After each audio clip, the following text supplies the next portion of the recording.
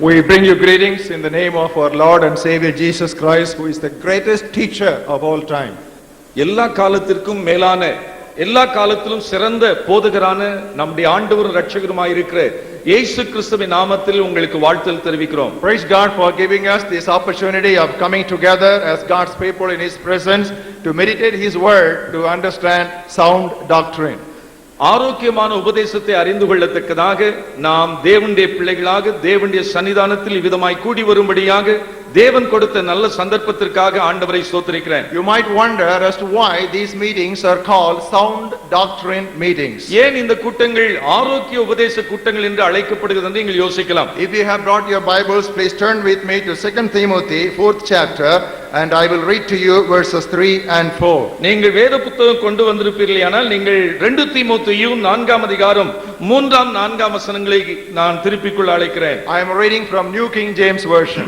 ஆங்கிலத்தில் new king James version என்ற வேதாகமத்திலிருந்து நான் வாசிக்கிறேன். The time will come when they will not endure sound doctrine, but according to their own desires, because they have itching ears, they will heap for themselves teachers, and they will turn their ears away from the truth and turn to fables. அவர்கள் ஆரோக்கியமான உபதேசத்தை பொறுக்க மனதில்லாமல் செவித்துணவுள்ளவர்களாகி தங்கள் சுய இச்சைகளுக்கு ஏற்ற போதகளை தங்களுக்கு திரளாக சேர்த்துக்கொண்டு சத்தியத்தை செவியை விலக்கி கட்டுக்கதைகளுக்கு சாய்ந்து போகும் காலம் வரும். Those days are already upon us. இந்த நாட்கள் ஏற்கனவே நம் பேரில் வந்திருக்கின்றது. These days very few people among Christians are looking for sound doctrine. இந்த நாட்களிலே கிறிஸ்தவர்கள் மத்தியிலே ஆரோக்கியமான உபதேசத்தை நாடுவோட எண்ணிக்கை குறைவு. And this was predicted 2000 years ago. இவ்விதமான காலங்கள் வரும் என்று 2000 ஆண்டுகளுக்கு முன்பாக முன்னறிவிக்கப்பட்டிருக்கிறது. But Apostle Paul, he warned his young Titus in the 2nd chapter of the 1st epistle, verse 1, but as for you, speak the things which are proper for sound doctrine. அப்போஸ்தலனாகிய பவுல் தன்னிடத்தில் பயிற்சி பெற்ற இளைஞனாகிய தீத்துவுக்கு ஆலோசனையாக முன்னெச்சரிக்கையாய் சொல்கிறார். 2ஆம் அதிகாரம் 1 வசனத்தில், நீயோ ஆரோக்கியமான உபதேசத்துக்கு ஏற்றவைகளை பேசு. I want you to understand this context clearly. இந்த சந்தர்ப்ப சூழமைவை நன்றாய் புரிந்து கொள்ள அழைக்கிறேன். Many will turn aside to stories and leave sound doctrines. ஆரோக்கியமான உபதேசத்தை கேட்க மனதில்லாமல் அநேகர் கட்டுக்கதைகளுக்கு செவிசாய்த்து போகும் காலம் வரும். But you speak on and go on with the sound doctrine. ஆனால் நீயோ ஆரோக்கியமான உபதேசத்துக்கு ஏற்றவைகளை பேசிக்கொண்டே இரு. The primary source of sound doctrine is the Holy Bible. இந்த ஆரோக்கியமான உபதேசத்தினுடைய ஆதாரம் ஊற்று தேவனுடைய வார்த்தை. Turn with me to 2 Timothy 3rd chapter 16th verse. 2 தீமோத்தேயு 3ஆம் அதிகாரம் 16வது வசனம் பாருங்கள். In these talks I would very much have every one of you to turn to your own Bibles. இந்த பிரசங்க நேரத்தில் ஒவ்வொருவரும் சொல்லப்பட்டிருக்கிற வசனங்களை உங்கள் வேத புத்தகத்தில் கவனித்து பார்க்கும்படி அழைக்கிறேன். Because you are not going to listen to stories and experiences during these 3 days, but you are going to listen to the solid word of God. ஏனென்றால் இந்த 3 நாட்களிலும் என்னுடைய சொந்த அனுபவத்தையோ இல்லாவிட்டால் கதையோ ஓமானங்களை நான் சொல்லப் போவதில்லை, தேவனுடைய வார்த்தையை உங்களுக்கு எடுத்து சொல்லப் போகிறேன். So turn to the Bible and see it for yourselves whether things are so. காரியங்கள் இப்படி இருக்கிறதா என்று நீங்க வேத வாக்கியங்களை ஆராய்ந்து பார்க்கிற மக்களாய் வரணும். All scripture is given by inspiration of God. 2 Timothy 3rd chapter 16th verse. 2 தீமோத்தேயு 3:16 வேத வாக்கியங்கள் எல்லாம் தேவ ஆவியினால் அருளப்பட்டிருக்கிறது. And they are profitable for doctrine, for reproof, for correction and instruction in righteousness. அவைகள் உபதேசத்திற்கும் கடிந்து கொள்ளுதலுக்கும் சீர்திருத்தலுக்கும் நீதியை படிப்பிப்பதற்கும் பிரயோஜனம் உள்ளவைகளாய் இருக்கிறது. 4 things are mentioned here. 4 காரியங்கள் அங்கே சொல்லப்பட்டிருக்கிறது. One is doctrine. ஒன்று உபதேசத்திற்குரிய, or rather the first one is doctrine. இல்லாவிட்டால் முதலாவது இந்த வாக்கியங்கள் ஆரோக்கியமான உபதேசத்திற்கு. The first profitability of the Bible is doctrinal teaching. வேதத்துடைய முதற் பயனே உபதேசத்திற்குரியது. And very many times we have heard preachers saying, don't talk about doctrine, talk about Jesus Christ. அநேக சமயங்களில் பிரசங்கிமார்கள் சொல்றார்கள், உபதேசத்தை எல்லாம் ஏன் சொல்லுகிறீர்கள், இயேசுவை குறித்து சொல்லுங்கள் என்று சொல்வார்கள். That itself is false doctrine. அப்படி சொல்லுவதே ஒரு துருபதேசமாகும். Because the first profitability of the Holy Bible is doctrine. ஏனென்றால் வேத வாக்கியத்துடைய மிக பிரதானமான முதற் பயனே உபதேசத்திற்கு. And 3 things follow that. அதை தொடர்ந்து 3 காரியங்கள். It is for reproof. ஒன்று கடிந்து கொள்ளுதலுக்கு. And it is for correction. சீர்திருத்தலுக்கு. And thirdly it is for instruction in righteousness. மூன்றாவது நீதியை படிப்பிக்குதலுக்கு ஏற்றது. I would try to fit in the 3 into that one called doctrine. இந்த மூன்றையும் உபதேசம் என்று நான் சுருக்கி சொல்லிவிடுவேன். When the doctrine is wrong, you have to rebuke them.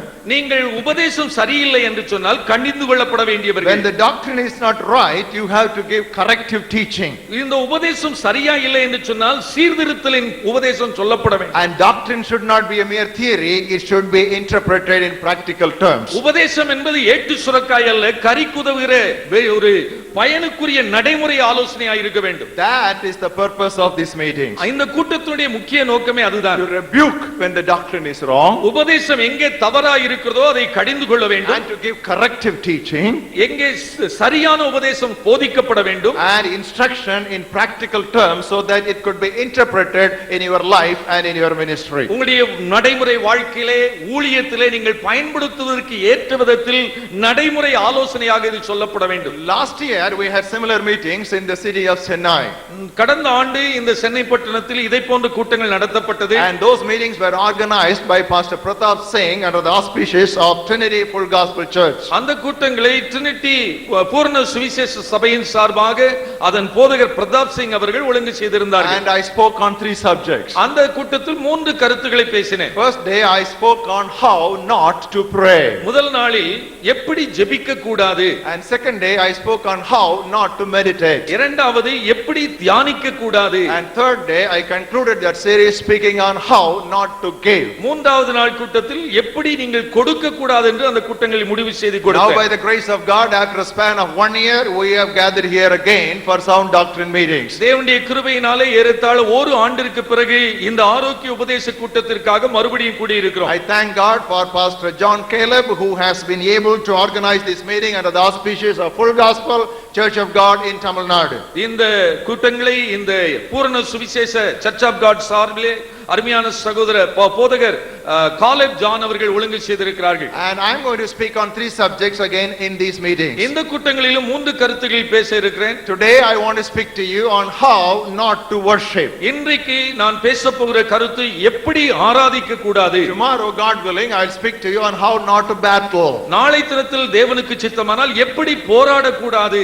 And third day I will conclude this series talking to you on how not to minister. மூன்றாவது நாளில் முடிவு செய்தியாக நாம் எப்படி வேலை செய்யக்கூடாது என்பது ஊழியம் செய்யக்கூடாது என்பதை குறித்து பேச போகிறேன். And all the 3 cassettes of 1998 are available to you as a set in the blessing book counter outside. அந்த கடந்த ஆண்டு பேசப்பட்ட செய்திகள் வேதே இருக்கிற ஆசீர்வாத புத்தக சாலையிலே உங்களுக்கு கிடைக்கும், நீங்கள் வாங்கிக் And கொள்ளலாம். I want every one of you to get hold of those cassettes and listen to them before perhaps you come here tomorrow evening. நாளை தினம் மாலை கூட்டத்திற்கு வருவதற்கு முன்னதாக நீங்கள் அந்த செய்தியை கேட்பது உங்களுக்கு பயனா இருக்கும். Now someone may have this question. உங்களில் யாராவது ஒருவருக்கு இந்த கேள்வி இருக்கலாம். Why don't you teach how to pray? Why do you teach how not to pray? ஏன் எப்படி ஜெபிக்க கூடாது என்று சொல்லாமல் எப்படி ஜெபிக்க கூடாது என்று சொல்லுகிறீர்கள்?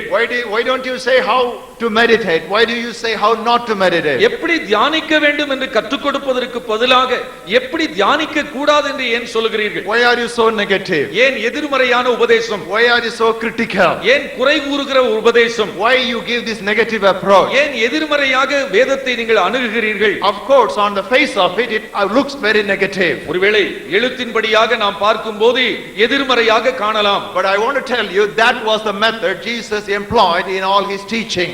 ஆனால் அந்த முதல் முறையில் தான் ஆண்டவராகிய இயேசு எந்த ஒரு உபதேசத்தையும் கற்றுக் கொடுத்தார். For example, எடுத்துக்காட்டாக if you could recollect the sermon on the mount of the Lord Jesus Christ, ஆண்டவராகிய இயேசு கிறிஸ்து உபதேசித்த மலைப்பிரசங்கத்தை கவனிப்பீர்களேயானால், and if you can read through the 6th chapter, அந்த 6ஆம் அதிகாரம் முழுவதும் நீங்கள் கவனித்து வாசித்தால், first he talks about charity. முதலாவது தான தர்மம் செய்வதை குறித்து சொன்னார். What does he say? அவர் என்ன சொன்னார்? When you give alms, நீ தான தர்மம் செய்யும் போது don't do this. நீ இப்படி செய்யாதே. When you give charity, நீ தான தர்மம் செய்யும் போது don't do this. நீ இதை செய்யாதே. Then he spoke about prayer. அடுத்து ஜெபத்தை குறித்து சொன்னார். What did he say? என்ன சொன்னார்? When you pray, நீ ஜெபம் பண்ணும்போது don't do this. இப்படி நீ ஜெபம் பண்ணாதே. Don't do this. இதை செய்யாதே. And when he talked about fasting, அதைப்போல உபவாசம் பண்ணுவதை குறித்து உபதேசித்தபோது, when you fast, நீ உபவாசம் பண்ணும்போது don't do this. இப்படி நீ செய்யாதே. So Jesus first taught how not to do a thing before he taught the people how to do it. ஜனங்கள் ஒரு காரியத்தை எப்படி செய்ய வேண்டும் என்று ஆண்டவர் இயேசு கற்றுக் கொடுக்க ஆரம்பிக்கும் போதே எப்படி செய்யக்கூடாது என்று சொல்லிவிட்டு தான் எப்படி செய்ய வேண்டும் என்று உபதேசித்தார். Why did he do that? ஏன் அப்படி சொன்னார்? Unlearning is a prerequisite for learning. நாம் ஏதோ ஒரு உண்மையை கற்றுக்கொள்ள வேண்டுமானால் ஏற்கனவே கற்றுக்கொண்டதை விட்டுவிடுவது மிக முக்கியமான தேவை. Because there is so much of unwanted, unscriptural garbage that has been gathered in our life and in our ministry. We need to throw them away so that we could get the clear and sound doctrine. தேவனிடத்திலிருந்து ஆரோக்கியமான உபதேசங்களை நாம் கற்றுக்கொள்வதற்கு முன்னதாக நம்முடைய வாழ்க்கையிலே நம்மை அறியாமல் கற்று வைத்திருக்கிற தவறான முறையான காரியங்கள், வேதத்திற்கு புறம்பான அசுத்தமான காரியங்களை எல்லாம் நாம் அகற்றிவிட வேண்டியது மிக அத்தியாவசியமானது. So when I am giving you corrective teaching during these 3 evenings, ஆகவே இந்த 3 நாட்கள் கூட்டத்திலும் இந்த சரிப்படுத்துகிற உபதேசத்தை நான் செய்யும்போது I want you to please understand with me that I am not here to criticize. நான் இங்கே இருந்து பிரசங்கிப்பது குறை சொல்வதற்காக அல்ல, but I am here to analyze. நான் காரியங்களை பகுத்து பார்ப்பதற்காக நிற்கிறேன். I am not critical, but I will be analytical. நான் குறை சொல்கிறவனாக அல்ல, காரியங்களை உற்று பார்க்கிறவனாக, பகுத்து பார்க்கிறவனாக இருக்கிறேன். We should analyze them and discern them and find out what is right and what is wrong. வேத வாக்கியங்களை எடுத்து அதை சரியாய் பகுத்து பார்த்து எது சரி எது தவறு என்று நாம் அறிந்து கொள்ள வேண்டும். With this background, I want you to attend these 3 evening meetings. ஆகவே இந்த ஒரு பின்னணியோடு இந்த 3 நாள் கூட்டங்களை பங்கு கொள்ள அழைக்கிறேன். Thank you for being with me tonight. இன்று ராத்திரி என்னோடு கூட நீங்கள் வந்ததற்காக நன்றி. Today's topic, how not to worship. நாம் இன்றைக்கு சொல்லுகிற செய்தியானது எப்படி ஆராதிக்க கூடாது. Satan longs for worship from time immemorial. காலம் என்று உருவாகுவதற்கு முன்னதாகவே சாத்தான் ஆராதனையை விரும்பினான். That has been his primary sin. அவனுடைய பிரதான பாவமே ஆராதனையை விரும்பியது. When he was in the immediate presence of God, தேவனுடைய நேரடி சன்னிதானத்தில் அவன் இருந்த பொழுது he wanted to usurp authority and ascend into the throne of God, so he would get the worship that was due only to God. தேவன் ஒருவருக்கு மாத்திரமே செலுத்தப்பட வேண்டிய ஆராதனையை அந்த ஆராதனை கூட்டத்தில் மத்தியில் அவரை போல சிங்காசனத்தில் இருக்க வேண்டும், அவருடைய அதிகாரத்தை எடுத்துக்கொள்ள வேண்டும் என்று விரும்பினார். That's why he was pushed down and thrown down from the heavenlies. அப்படிப்பட்ட எண்ணத்தோடு அவன் வந்தபடியினால் தான் அவனை தேவன் பரலோகத்திலிருந்து கீழே தள்ளிவிட்டார். And when he met with the Lord Jesus Christ in the wilderness, வனாந்தரத்தில் ஆண்டவராகிய இயேசு கிறிஸ்துவை சந்தித்தபோது what did he tell the Lord Jesus Christ? இயேசு கிறிஸ்துவை பார்த்து என்ன சொன்னான்? Fall down before me and worship me and I will give you all these kingdoms. நீ என்னை பணிந்து கொள்வாயானால் நான் இந்த ராஜ்யங்கள் எல்லாம் உனக்கு தருகிறேன். The very purpose for which he was thrown down from heaven, because he wanted to be worshipped. அவன் ஆராதனையை விரும்பினபடியினால் தான் அந்த ஆராதனை கூட்டத்திலிருந்து கீழே தள்ளப்பட்டான். After millennia, he was still there before the very Son of God and he said, worship me. அந்த வீழ்ச்சிக்கு பிறகு பல ஆயிரம் ஆண்டுகள் ஆன பிறகும் கூட தேவகுமாரனை வனாந்தரத்தில் சந்தித்த போது நீ என்னை பணிந்து கொள் என்று சொன்னான். And he was not successful, as we all know. கூட அவன் தோல்வி அடைந்ததான் நாம் பார்க்கிறோம். Because he is not successful in his attempt to be worshipped, இப்படி ஆராதனையை விரும்பி அதன் தோல்வி அடைந்தபடியினால் he constantly seeks ways to distort true worship. ஆகவே உண்மை ஆராதனையை தொடர்ந்தேச்சியாக பாழ்படுத்தும்படியாய் இல்லாவிட்டால் திசை திருப்பும்படியாக அவன் முயற்சிக்கிறான். Especially because these days there is a revival of worship. Satan is throwing all his weeds into worship pattern.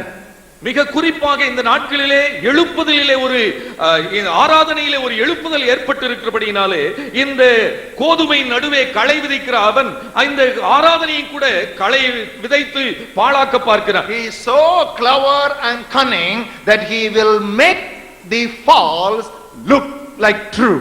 இந்த அவன் மிகுந்த தந்திரசாலியாய் இருப்பதினாலே தவறாய் இருக்கிறது பார்வைக்கு உண்மையாய் இருக்கிறது போல காட்டுகிறவன். So this evening we are going to open up ourselves before the scrutiny of the scriptures and cleanse ourselves of 10 unscriptural practices in worship.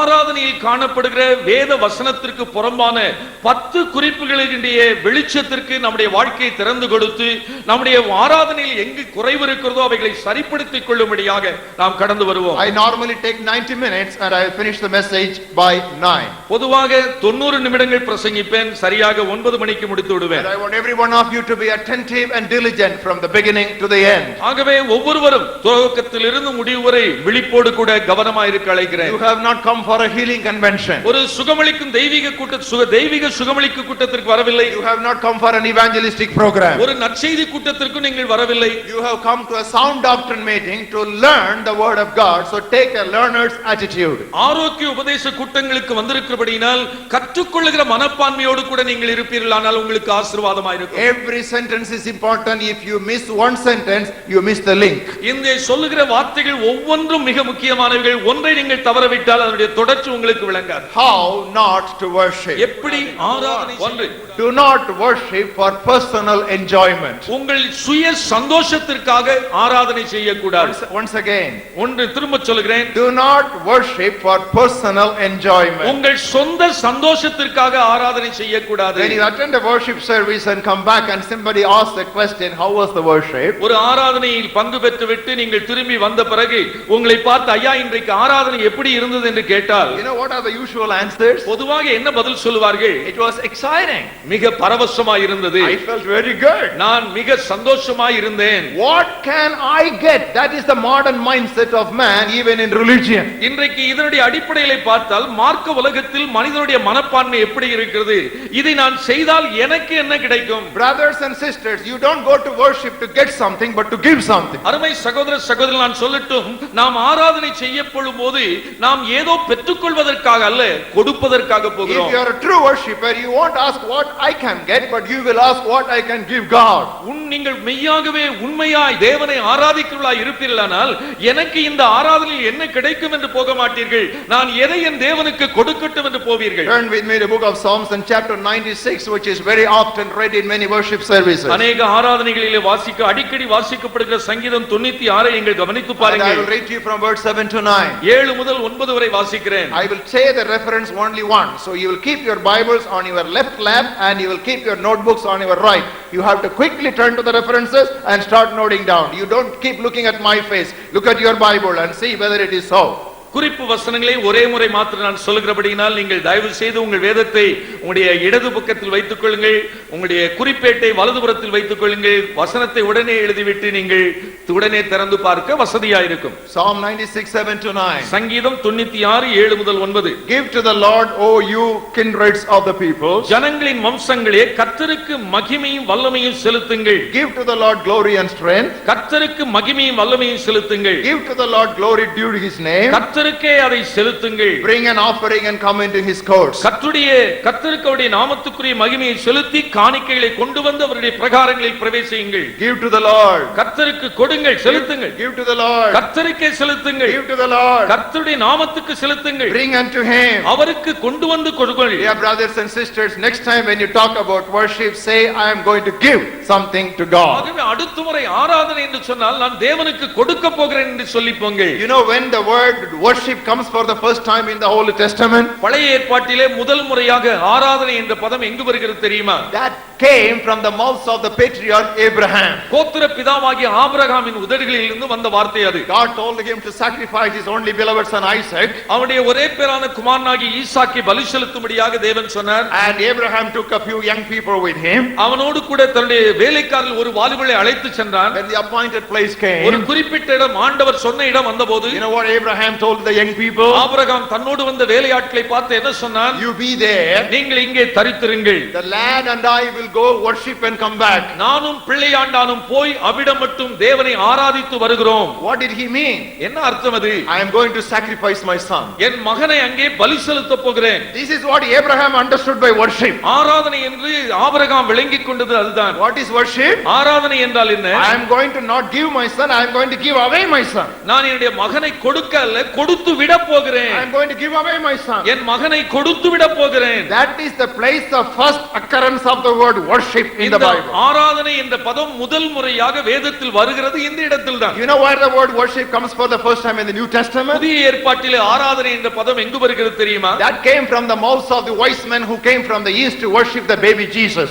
பாலகனாய் இருந்த இயேசு கிறிஸ்துவை அங்கே பணிந்து கொள்ளும்படியாக கிழக்கில் இருந்து வந்த சாஸ்திரிகளுடைய வாயிலிருந்து வந்தது. They told King Herod, ஏரோது ராஜாவை பார்த்து what did they tell him? என்ன சொன்னார்கள்? We have come to worship him. நாங்கள் அவரை பணிந்து கொள்ள வந்தோம். What did they mean? mean? என்ன அர்த்தம்? They had brought precious gifts of gold, frankincense and myrrh to be given to the divine baby. இந்த தெய்வீக பாலகனுக்கு கொடுக்கும்படியாக பொன்னையும் வெள்ளை போலத்தையும் தூப வர்க்கத்தையும் காணிக்கையாய் கொண்டு வந்தார்கள். Brothers and sisters, worship must be God-centered.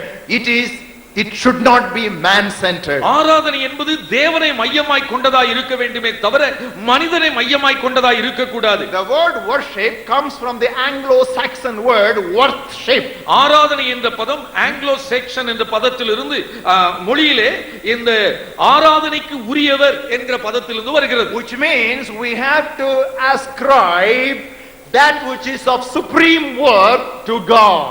தேவனுக்கு மிக உன்னதமான கனத்திற்குரிய மேன்மையை கொடுக்க வேண்டும் என்பதாகும். That's why David said, worthy is the Lord. ஆகவேதான் தாவீது சொன்னான், தேவரீர் கனத்திற்கு பாத்திரராய் இருக்கிறீர். That is why the 24 elders in heaven would say, worthy the Lord to receive blessing and honor and glory and dominion and authority and power. பரலோகத்தில் இருந்த 24 மூப்பர்கள் தேவாதி தேவனை பார்த்து, நீரே சகல கனத்தையும் மகிமையும் ராஜரீகத்தையும் மேன்மையும் பெற்றுக்கொள்வதற்கு பாத்திரராய் இருக்கிறீர் என்று சொன்னார்கள். Dear Chennai Christians, listen to me carefully. Chennai கிறிஸ்தவ நண்பர்களே, என்னை கவனியுங்கள். When you go to the worship service, நீங்கள் தேவனை ஆராதிக்க செல்லும்போது don't say, Lord, comfort me. ஆண்டவரே எனக்கு ஆறுதல் தர வேண்டும் என்று கேட்க வேண்டாம். But when you go to the worship service, say, Lord, I am going to crown you.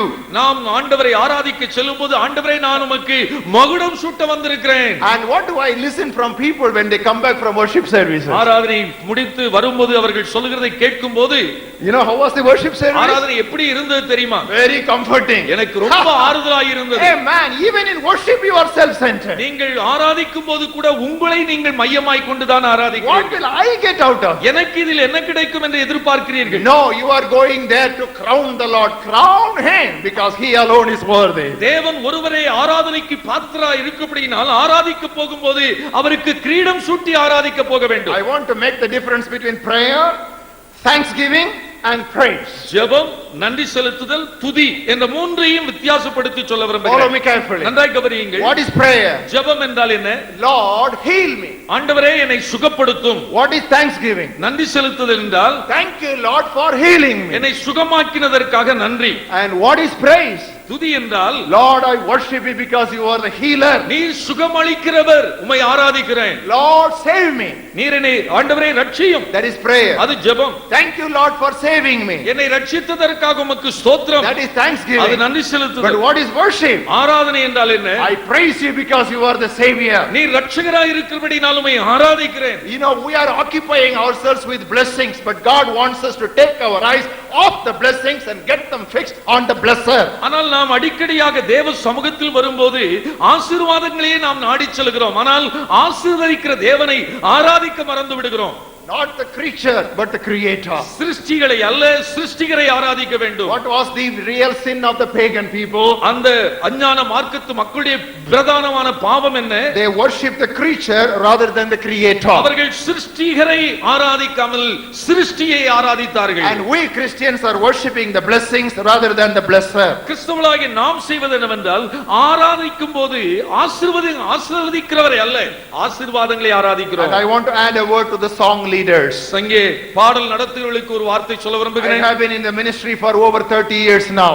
தேவனுடைய கிருபையினால் 30 ஆண்டுகளுக்கு மேலாக இந்த ஊழியத்தில் இருக்கிறேன். And I have painfully observed something in meetings. இந்த கூட்டங்களில் நான் மிக வேதனையோடு காண்கிறது என்னவென்றால், Song leaders sometimes become performers. இந்த பாடல் நடத்துகிறவர்கள் ஏதோ பாடலை ஒரு பெரிய நாடக பாணியில நடத்துவார்கள். And musicians, they become entertainers. இசைக்கருவி வாசிக்கிறவர்கள் பொழுதுபோக்குக்காக இசை வாசிக்கிறவர்களாய் மாறிவிடுகிறார்கள். The world is worshipping pop singers and musicians. That is a trap. Christians, we should escape that trap. இந்த நாட்களிலே ஜனங்கள் இந்த பெரிய புகழ் வாய்ந்த பாடகர்கள் பாடலுடைய தாளந்துகளை ரசித்து அவர்களே கதாநாயகர்கள் ஆக்கி அவர்கள் பின்னால் போகிறார்கள். அது ஒரு பெரிய ஒரு ஆபத்தான ஒரு வலை.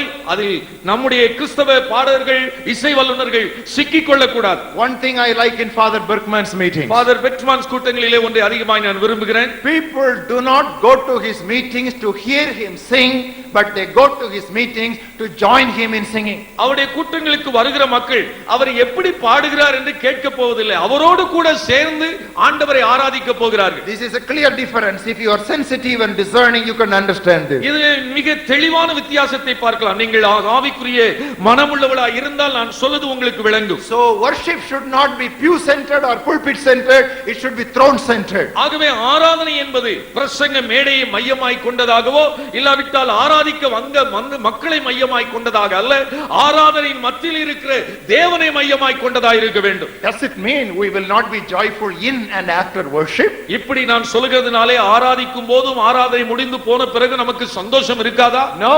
இல்லை, We will have joy. நமக்கு சந்தோஷம் இருக்கும். The joy will not be because of what I have felt or what I have received, but what I have given to God and what my God has received from my hand. இந்த சந்தோஷம் என்னவென்றால் நான் பெற்றுக்கொண்டவைகளால் அல்ல, இல்லாவிட்டால் நான் அனுபவித்த உணர்வுகளினால் அல்ல, எனக்கு நான் கொடுத்தவைகளை பெற்றுக்கொண்ட தேவன் நிமித்தமாக என் கையிலும் அவர் பெற்றுக்கொண்டாரே என்ற சந்தோஷம். Lift up your hand and say hallelujah. Hallelujah, Hallelujah. Hallelujah.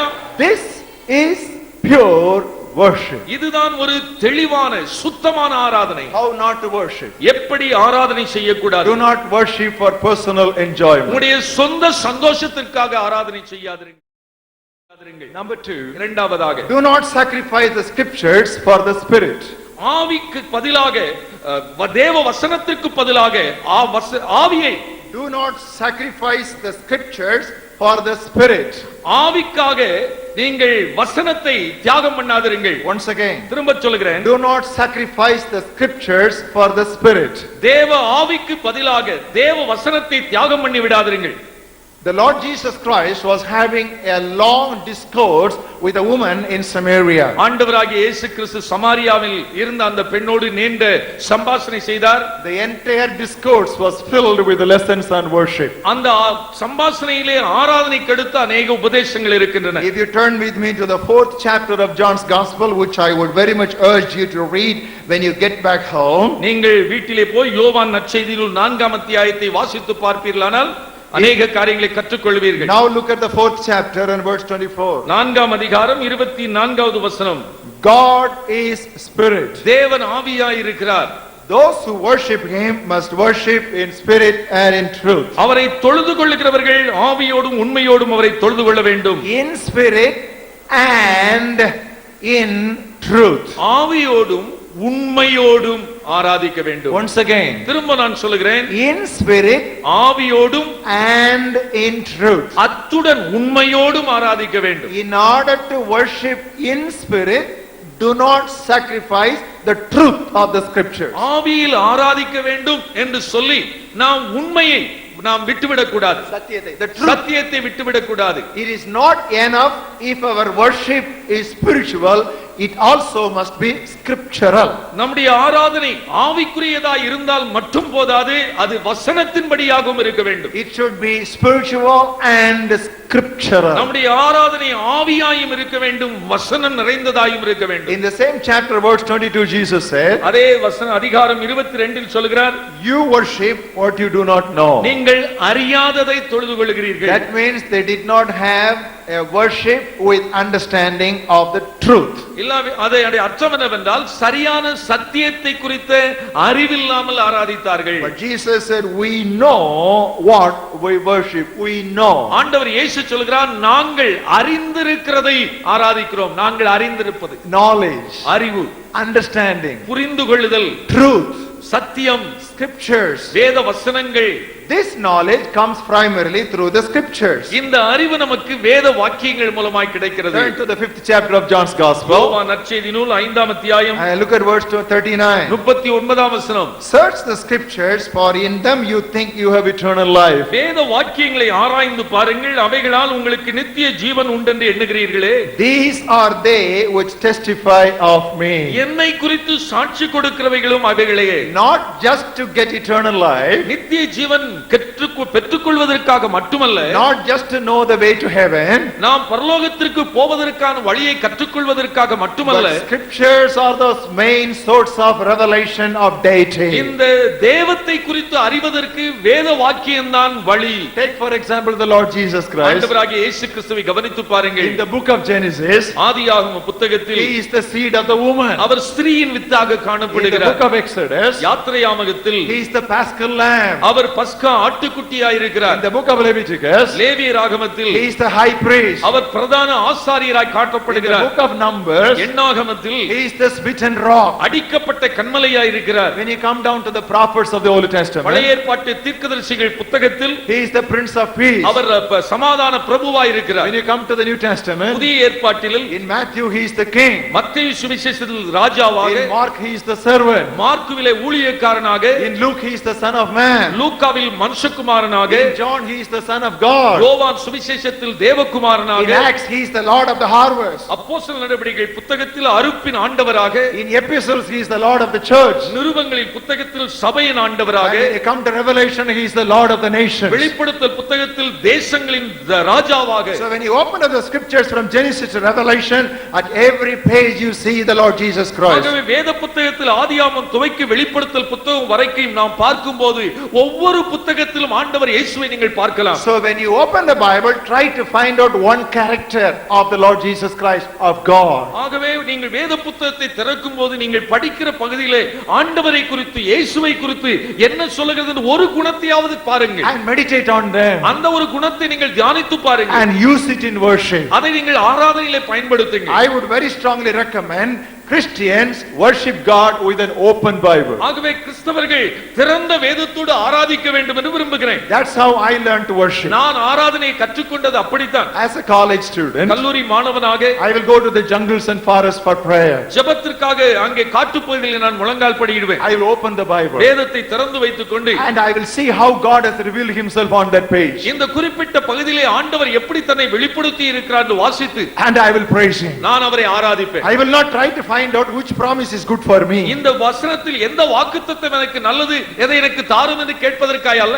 That is secondary. அது இரண்டாவது கேட்கத்தான் செய்வேன். I am not primarily interested in blessings. ஆனால் பிரதானமாக என்னுடைய விருப்பம் ஆசீர்வாதம் அல்ல. I am interested in my God. என் தேவனில் எனக்கு கர்சனை, To know him. அவரை அறிய வேண்டும். That is the greatest pursuit of my life. அதுதான் என்னுடைய வாழ்க்கையின் பிரதான நோக்கம், விருப்பம் கூட. To know him. அவரை அறிய வேண்டும். To know him. அவரை நான் அறிய வேண்டும். When I know him, நான் அவரை அறிந்திருப்பேன், ஆனால் I will make him known. அவரை மற்றவர்களுக்கு அறியப்படுத்துவேன். So I should be a ஆராதனை செய்கிறவனாய் இருக்க வேண்டும். I should know him. அவரை நான் அறிய I வேண்டும். should worship him. அவரை ஆராதிக்க வேண்டும். And I should make him known. நான் அவரை மற்றவர்களுக்கு அறிவிக்க I வேண்டும். should become a missionary. நான் அப்பொழுதுதான் missionary. I should be a worshipper. நான் ஆராதிக்க வேண்டும். I should be a worker. நான் வேலை ஊழியக்காரனாய் இருக்க To know வேண்டும். him. நான் அவரை அறிய வேண்டும். Worshipper. அவரை ஆராதனை To make செய்கிறவன், him known. அவரை அறிவிக்கிறவன். Worker. நான் ஊழியக்காரன். This is all my theology. இதுதான் இறையியல் This தத்துவமே. is all the training that I have. இதுதான் என்னுடைய பயிற்சியே. And I am appealing and urging my Christian friends. என் கிறிஸ்தவ நண்பர்களை உங்களை பார்த்து நான் வேண்டிக் கொள்வதெல்லாம், Whenever you want to worship God, நீங்கள் எப்பொழுதெல்லாம் தேவனை ஆராதிக்க விரும்புகிறீர்களோ have the Bible before you. வேதத்தை திறந்து வைத்துக் கொள்ளுங்கள். Open it up. நன்றாய் திறந்து வைத்துக் கொள்ளுங்கள். Open it up. நன்றாய் திறந்து விடுங்கள். Read the pages. பக்கங்களை வாசித்துங்கள். See how God has revealed himself in the தேவன் Holy தம்மை Writ. வசனங்களில் எப்படி வெளிப்படுத்தி இருக்கிறார் என்று ஆராய்ந்து பாருங்கள். Pick up that truth அவைகளை அந்த சத்தியத்தை எடுத்துக்கொண்டு and then say worship God. ஆண்டவரே உம்மை ஆராதிக்கிறேன் என்று Praise சொல்லுங்கள். him for that. அவரை அதற்காய் துதியுங்கள். Praise him for that அந்த attribute. ஒரு குணத்திற்காக அவரை துதியுங்கள். Praise him for that அந்த character. ஒரு குண லட்சணத்திற்காக அவரை ஆராதனை Praise him செய்யுங்கள். for that greatness. அந்த ஒரு மகத்துவத்திற்காக அவரை ஆராதியுங்கள். You don't do that. நீங்கள் அதை செய்யாவிட்டால் You know what will happen? என்ன நடக்கும்? In the longer run, நீங்கள் காலப்போக்கிலே you will be filled with the traditions of men. மனிதருடைய பாரம்பரியங்களினால் நிறைந்திருப்பீர்கள். Instead of the truths and the commandments of God, you will be filled with the traditions of men. தேவனுடைய சத்தியங்கள், தேவ வசனங்கள் நம்ம நிறைப்பதற்கு பதிலாக மனிதனுடைய உபதேசங்களினால், பாரம்பரியங்களால் நிறைந்திருப்போம். And what will happen? என்ன நடக்கிறது? God will say, yours is a vain worship. நீங்கள் வீணா எனக்கு ஆராதனை செய்கிறீர்கள் என்று Because you சொல்வார். are teaching the traditions of man over the commandments of God. தேவனுடைய வசனத்திற்கு மேலாக மனிதனுடைய கற்பனைகளை நீங்கள் உபதேசிக்கிறதினால் நீங்கள் வீணா எனக்கு ஆராதனை செய்கிறீர்கள். Some years ago, சில ஆண்டுகளுக்கு முன்னதாக there was too little worship and too much of preaching. அதிக குறைவான ஆராதனை இருந்தது, நீண்ட நேரம் பிரசங்கம் இருந்தது. Think about it. நீங்கள் யோசித்து பாருங்கள் அந்த காலத்தை.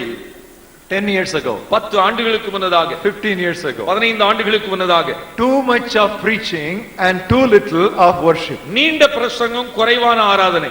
But now, ஆனால் இன்றைக்கு the pendulum has swung to the other side. இந்த பெண்டுலம் இன்னொரு பக்கம் போய்விட்டது. Too much of worship and too little solid preaching. நீண்ட நேரம் ஆராதனை, மிக குறைவான வேத வசன போதனை. I want to tell you something. நான் ஒன்று சொல்ல விரும்புகிறேன். Worship should never crowd out the time for biblical exposition. வேத வசனத்தை விளக்கி சொல்லி போதிக்கிற நேரத்தை ஆராதனை எடுத்துக்கொள்ள கூடாது. There should be a balance. இரண்டிற்கும் ஒரு சமநிலை இருக்க வேண்டும். If you have your Bibles, please turn with me in the book of Nehemiah நீங்கள் வேதத்து புத்தகத்தில் நெகேமியாவின் புத்தகத்தை பாருங்கள். and look at chapter 9 9ஆம் அத்தியாயம் and see verse 3.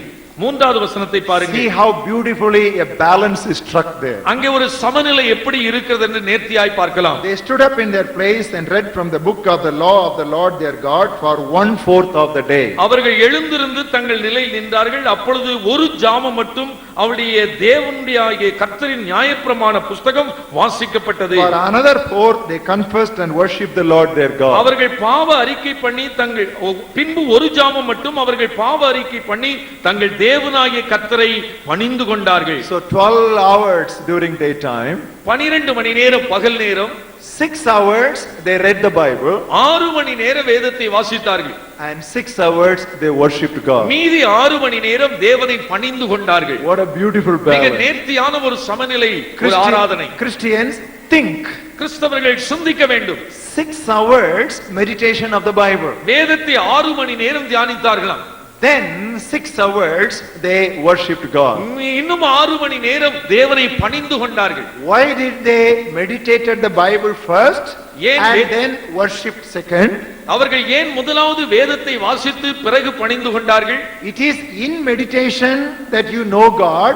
It is after knowing God you can worship Him properly. வேதத்தை வாசித்து தியானித்து தேவனை அறிந்து அந்த தேவனை அந்த பிறகு ஆராதித்தார்கள். But today in our services, worship first and meditation next. நம்முடைய ஆராதனையில் தலைகீழாக, ஆராதனை முதலாவது பிறகு பிரசங்கம். There is nothing wrong in அதில் it. தவறில்லை. But in course of time, you better change it. ஆனால் காலப்போக்கில் மாற்றுவது நல்லது. We should understand who God is. யார் தேவன் என்று முதலாவது அறிய We வேண்டும். should understand His mind. அவருடைய சிந்தையை அறிந்து கொள்ள வேண்டும். When the word of Christ dwells in our heart richly, நம்முடைய இருதயத்தில் தேவனுடைய வசனம் மிக சம்பூர்ணமாய் வாசம் பண்ணும்போது, turn with me to Colossians, கொலோசியர் நிருபத்தில் 3rd chapter, 3ஆம் அத்தியாயம் and look at the 16th verse. 16ஆம் வசனம். Colossians chapter 3 and verse 16. கொலோசியர் 3:16. Let the word of Christ dwell in you richly in all wisdom. கிறிஸ்துவின் வசனம் உங்களுக்குள்ளே சகல ஞானத்தோடும் பரிபூரணமாக வாசமாயிருப்பதாக. When that happens, இது நடந்து விட்டால் what will happen? என்ன நடக்கும்? Psalms and hymns and spiritual songs and singing will follow. சங்கீதங்களினாலும் கீர்த்தனைகளினாலும் ஞானப்பாட்டுகளினாலும் ஆராதனை பின்தொடரும். Worship is a good preparation for word study. வேதத்தை தியானிப்பதற்கு ஆராதனை நல்ல ஒரு ஆயத்தம்தான். But when there is sufficient time spent in word study, worship becomes more meaningful. ஆனால் போதுமான காலம் வேதத்தை வாசித்து தியானிக்க நேரம் செலவிடுவோமானால் ஆராதனை என்பது மிக ஆனந்தமாயிருக்கும். I know that some of you are little bit disturbed now. நான் இதை சொல்லும்போது ஒரு சிலர் கொஞ்சம் கஷ்டமா இருக்கும். Don't worry. கவலைப்பட வேண்டாம். Come along. நீங்கள் என்னோடு கூட வாருங்கள். I am giving you corrective teaching. நான் உங்களை சீர்திருத்தலின் உபதேசத்தை சொல்லிக் கொண்டிருக்கிறேன். I am not applying medicine, but I am doing some surgery. நான் உங்களுக்கு வெறுமனே மருந்து கொடுக்கிறவனால அல்ல, அறுவை சிகிச்சை செய்கிறவனாய் உபதேசிக்கிறேன். So please be on the operating table till I finish my surgery. ஆகவே என்னுடைய பிரசங்கம் முடிகிற வரைக்கும் தயவு செய்து அந்த மேஜையிலே படுத்திருப்பது நல்லது. Don't jump out of it. அதிலிருந்து குதித்து விட்டால் ஆபத்து. Stay there, the operation will be successful. அந்த முழுமையும் நிறைவு வரும் வரைக்கும் மேஜையில் படுத்திருந்தால் உங்கள் உயிருக்கு ஆபத்து வராது. How not to worship? எப்படி ஆராதனை செய்யக்கூடாது? Number 1, ஒன்று, do not worship for personal enjoyment. உங்களுடைய சுய சந்தோஷத்திற்காக ஆராதனை செய்யக்கூடாது. Number 2, இரண்டாவதாக, do not sacrifice the scriptures for the spirit. ஆவிக்கு பதிலாக வசனத்தை நீங்கள் தியாகம் பண்ணக்கூடாது. Thirdly, மூன்றாவது, the other side, மறுபக்கம் Do not leave the spirit for the content. இந்த சத்தியத்திற்காக ஆவியை விட்டுவிடக் கூடாது. Don't leave the spirit for the content. அந்த வசனத்திற்காக இந்த சத்திய ஆவியை விட்டுவிடக் கூடாது. Just now we read that verse Colossians 3:16. கொலோசியர் 3:16 இப்பொழுது வாசித்தோம். Keep a finger against that verse. அந்த வசனத்தில் நீங்கள் கை வைத்துக் கொண்டு Let the word of Christ dwell in you richly in all wisdom. கிறிஸ்துவின் வசனம் உங்களுக்குள்ளே சகல ஞானத்தோடும் பரிபூர்ணமாய் வாசமாய் இருப்பதாக. Then psalms and hymns and spiritual songs will follow. அதைத் தொடர்ந்து சங்கீதம், கீர்த்தனை, ஞானப்பாட்டு வரும். And if you turn to another passage, இதை போன்ற இன்னொரு வசன பகுதியை நீங்கள் திருப்பி பார்த்தால் Ephesians 5th chapter, எபேசியர் 6ஆம் அத்தியாயம் verses 18 and 19. 5ஆம் அதிகாரம் 16, 17, 18. Do not be drunk with wine in which is dissipation. நீங்கள் துன்மார்க்கத்திற்கு ஏதுவான மதுபான வெறி கொள்ளாமல் Be filled with the Spirit, ஆவியினால் நிறைந்து speaking to one another in psalms and hymns and spiritual songs. சங்கீதங்களினாலும் கீர்த்தனைகளினாலும் ஞானப்பாட்டுகளினாலும் ஒருவருக்கொரு புத்தி சொல்லிக் கொண்டு. Put these two verses together. இந்த இரண்டு வசனத்தையும் சேர்த்து பாருங்க. What does Colossians say? கொலோசியரில் என்ன சொல்கிறார்? Be filled with the scriptures. வேத வசனங்களினால் நிறைந்திருந்து. Then songs will follow. அதைத் தொடர்ந்து சங்கீதங்கள், கீர்த்தனை, ஞானப்பாட்டு வரும். What does Ephesians say? எபேசியரில் என்ன சொல்கிறார்? Be filled with the Spirit. ஆவியினால் நிறைந்திருங்கள். Then will follow the songs. அதற்கு பிறகு சங்கீதம், கீர்த்தனை எல்லாம் வரும். So what do we understand? இதிலிருந்து என்ன விளங்கிக் கொள்கிறோம் என்றால் Both are important. We cannot sacrifice one for the other. இந்த இரண்டுமே முக்கியமானவைகள். ஒன்றுக்கு பதிலாக இதை வைத்துக் கொள்ளலாம், இல்லாவிட்டால் இதற்கு பதிலாக இதை வைத்துக் கொள்ளலாம் என்பதற்கு இடமில்லை. That is why Jesus said, worship God in spirit and in truth. ஆகவேதான் ஆண்டவர் இயேசு இதை முன்னதாகவே சொன்னார், ஆவியோடும் உண்மையோடும். Worship is meaningless without scriptures. வேத வசனம் இல்லாவிட்டால் ஆராதனை அர்த்தமற்றது. And worship is unacceptable without the Spirit. ஆனால் ஆவி இல்லாத ஆராதனையும் ஏற்றுக்கொள்ளப்படாது. I will give a simple illustration. இதற்கு ஒரு சிறிய எடுத்துக்காட்டு. Scriptures are fuel for worship. இந்த வேத வசனம் ஆராதனைக்கு எரிபொருள் போல. And the Spirit is fire. ஆனால் இந்த ஆவிதான் அக்கினி. Once again, திரும்ப நான் சொல்லுகிறேன். Scriptures are fuel for worship. இந்த வேத வசனங்கள் ஆராதனைக்கு எரிபொருள். And the Holy Spirit is the fire. இந்த பரிசுத்த ஆவி அக்கினி, பற்ற வேண்டும். Both are important. இந்த இரண்டு முக்கியமானது. Fire without fuel and fuel without fire, you can easily understand the situation. எரிபொருள் இல்லாத அக்கினியினால் பிரயோஜனம் இல்லை, அக்கினி இல்லாத எரிபொருளினாலும் பிரயோஜனம் இல்லை. The Holy Spirit is the breath of the Holy Scriptures. இந்த பரிசுத்த ஆவியானவர் தான் வேத வாக்கியங்களை ஏவி எழுதினவர். Mere letter kills. வெறுமனே உள்ள எழுத்து கொல்லும். Once again, திரும்ப சொல்லுகிறேன். mere letter kills. வெறுமனே இருக்கிற எழுத்து கொல்லும். But the Spirit gives life. ஆனால் ஆவியோ ஜீவனை கொடுக்கிறது. So we need to be anointed with the Holy Spirit if we have to understand the full meaning of worship. ஆராதனையை முழு அர்த்தத்தை நாம் விளங்கிக் கொள்ள வேண்டுமானால் நாம் அனைவரும் தேவ ஆவியினால் நிரப்பப்பட்டிருக்க வேண்டும். On the day of Pentecost, Pentecost நாளிலே there were 120 Jewish disciples. 120 யூத விசுவாசிகள் இருந்தார்கள். And they were filled with the Holy Spirit. அவர்கள் எல்லாரும் பரிசுத்த ஆவியினால் நிரப்பப்பட்டார்கள். What did they do? என்ன செய்தார்கள்? They got themselves burst forth into rapturous worship. தேவனை ஆரவாரத்தோடு மகிழ்ச்சியாய் ஆராதித்தார்கள். They just broke forth into celebratory worship. தேவனை மகத்துவங்களை சொல்லி ஆராதிக்க புறப்பட்டார்கள். The Holy Spirit gives us an inner release for worship. பரிசுத்த ஆவியானவர் கட்டப்பட்டிருக்கிற ஆவிக்கு ஒரு விடுதலை கொடுத்து ஆராதனையில் நடத்துகிறார். I am coming from an Anglican background. நான் ஆங்கிலிக்கன் திருச்சபையை சேர்ந்தவன்.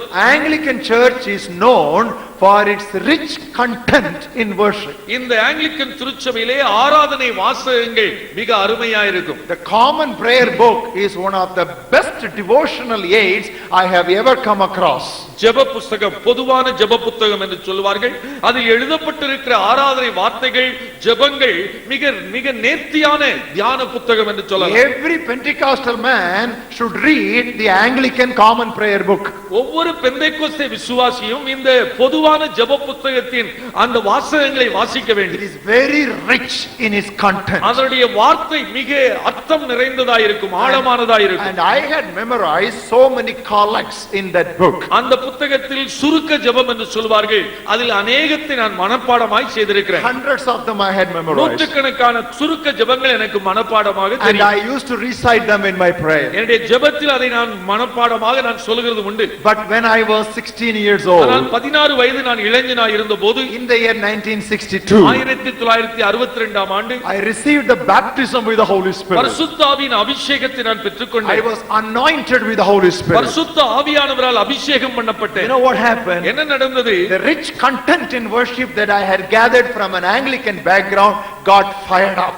என்னுடைய ஆங்கிலிக்கன் திருச்சபை பாரம்பரியத்தில் கற்றுக்கொண்ட இந்த அர்த்தம் நிறைந்த ஜெபங்கள், ஆராதனை வாசகங்கள், அது ஆவியால் வல்லமையாய் நிரப்பப்பட்டு மகிழ்ச்சியோடு ஆராதனைக்கு I நடத்தி experienced a new release in my worship. என்னுடைய ஆராதனையில் ஒரு வெடித்து கிளறுகிற ஒரு அனுபவம். I began to speak in tongues in 1962. 1962ஆம் ஆண்டு அந்நிய பாஷையில் பேசத் தொடங்கினேன். Until today, I have been speaking in tongues to God daily. இன்று வரைக்கும் நான் ஒவ்வொரு நாளும் அந்நிய பாஷையில் தேவனோடு பேசிக்கொண்டு I வருகிறேன். thank God that I speak in tongues, நான் அந்நிய பாஷையில் பேசுகிறபடியினால் தேவனை ஸ்தோத்திரிக்கிறேன். because it has given me such a wonderful release to worship God in spirit. நான் தேவனை ஆவியோடு ஆராதிப்பதற்கான ஒரு விடுதலையை இந்த ஆவியின் அபிஷேகம் கொடுத்திருக்கிறது. That does not mean that if you don't speak in tongues, you cannot worship God in spirit. இப்படி நான் சொல்கிறதுனாலே நீங்கள் அந்நிய பாஷையிலே பேசாவிட்டால் தேவனை நீங்கள் அவர் விரும்புகிறபடி ஆராதிக்க முடியாது என்று நான் சொல்ல மாட்டேன். I have not come here to judge you, but I stand here to encourage you. நான் உங்களை குற்றம் சொல்வதற்காக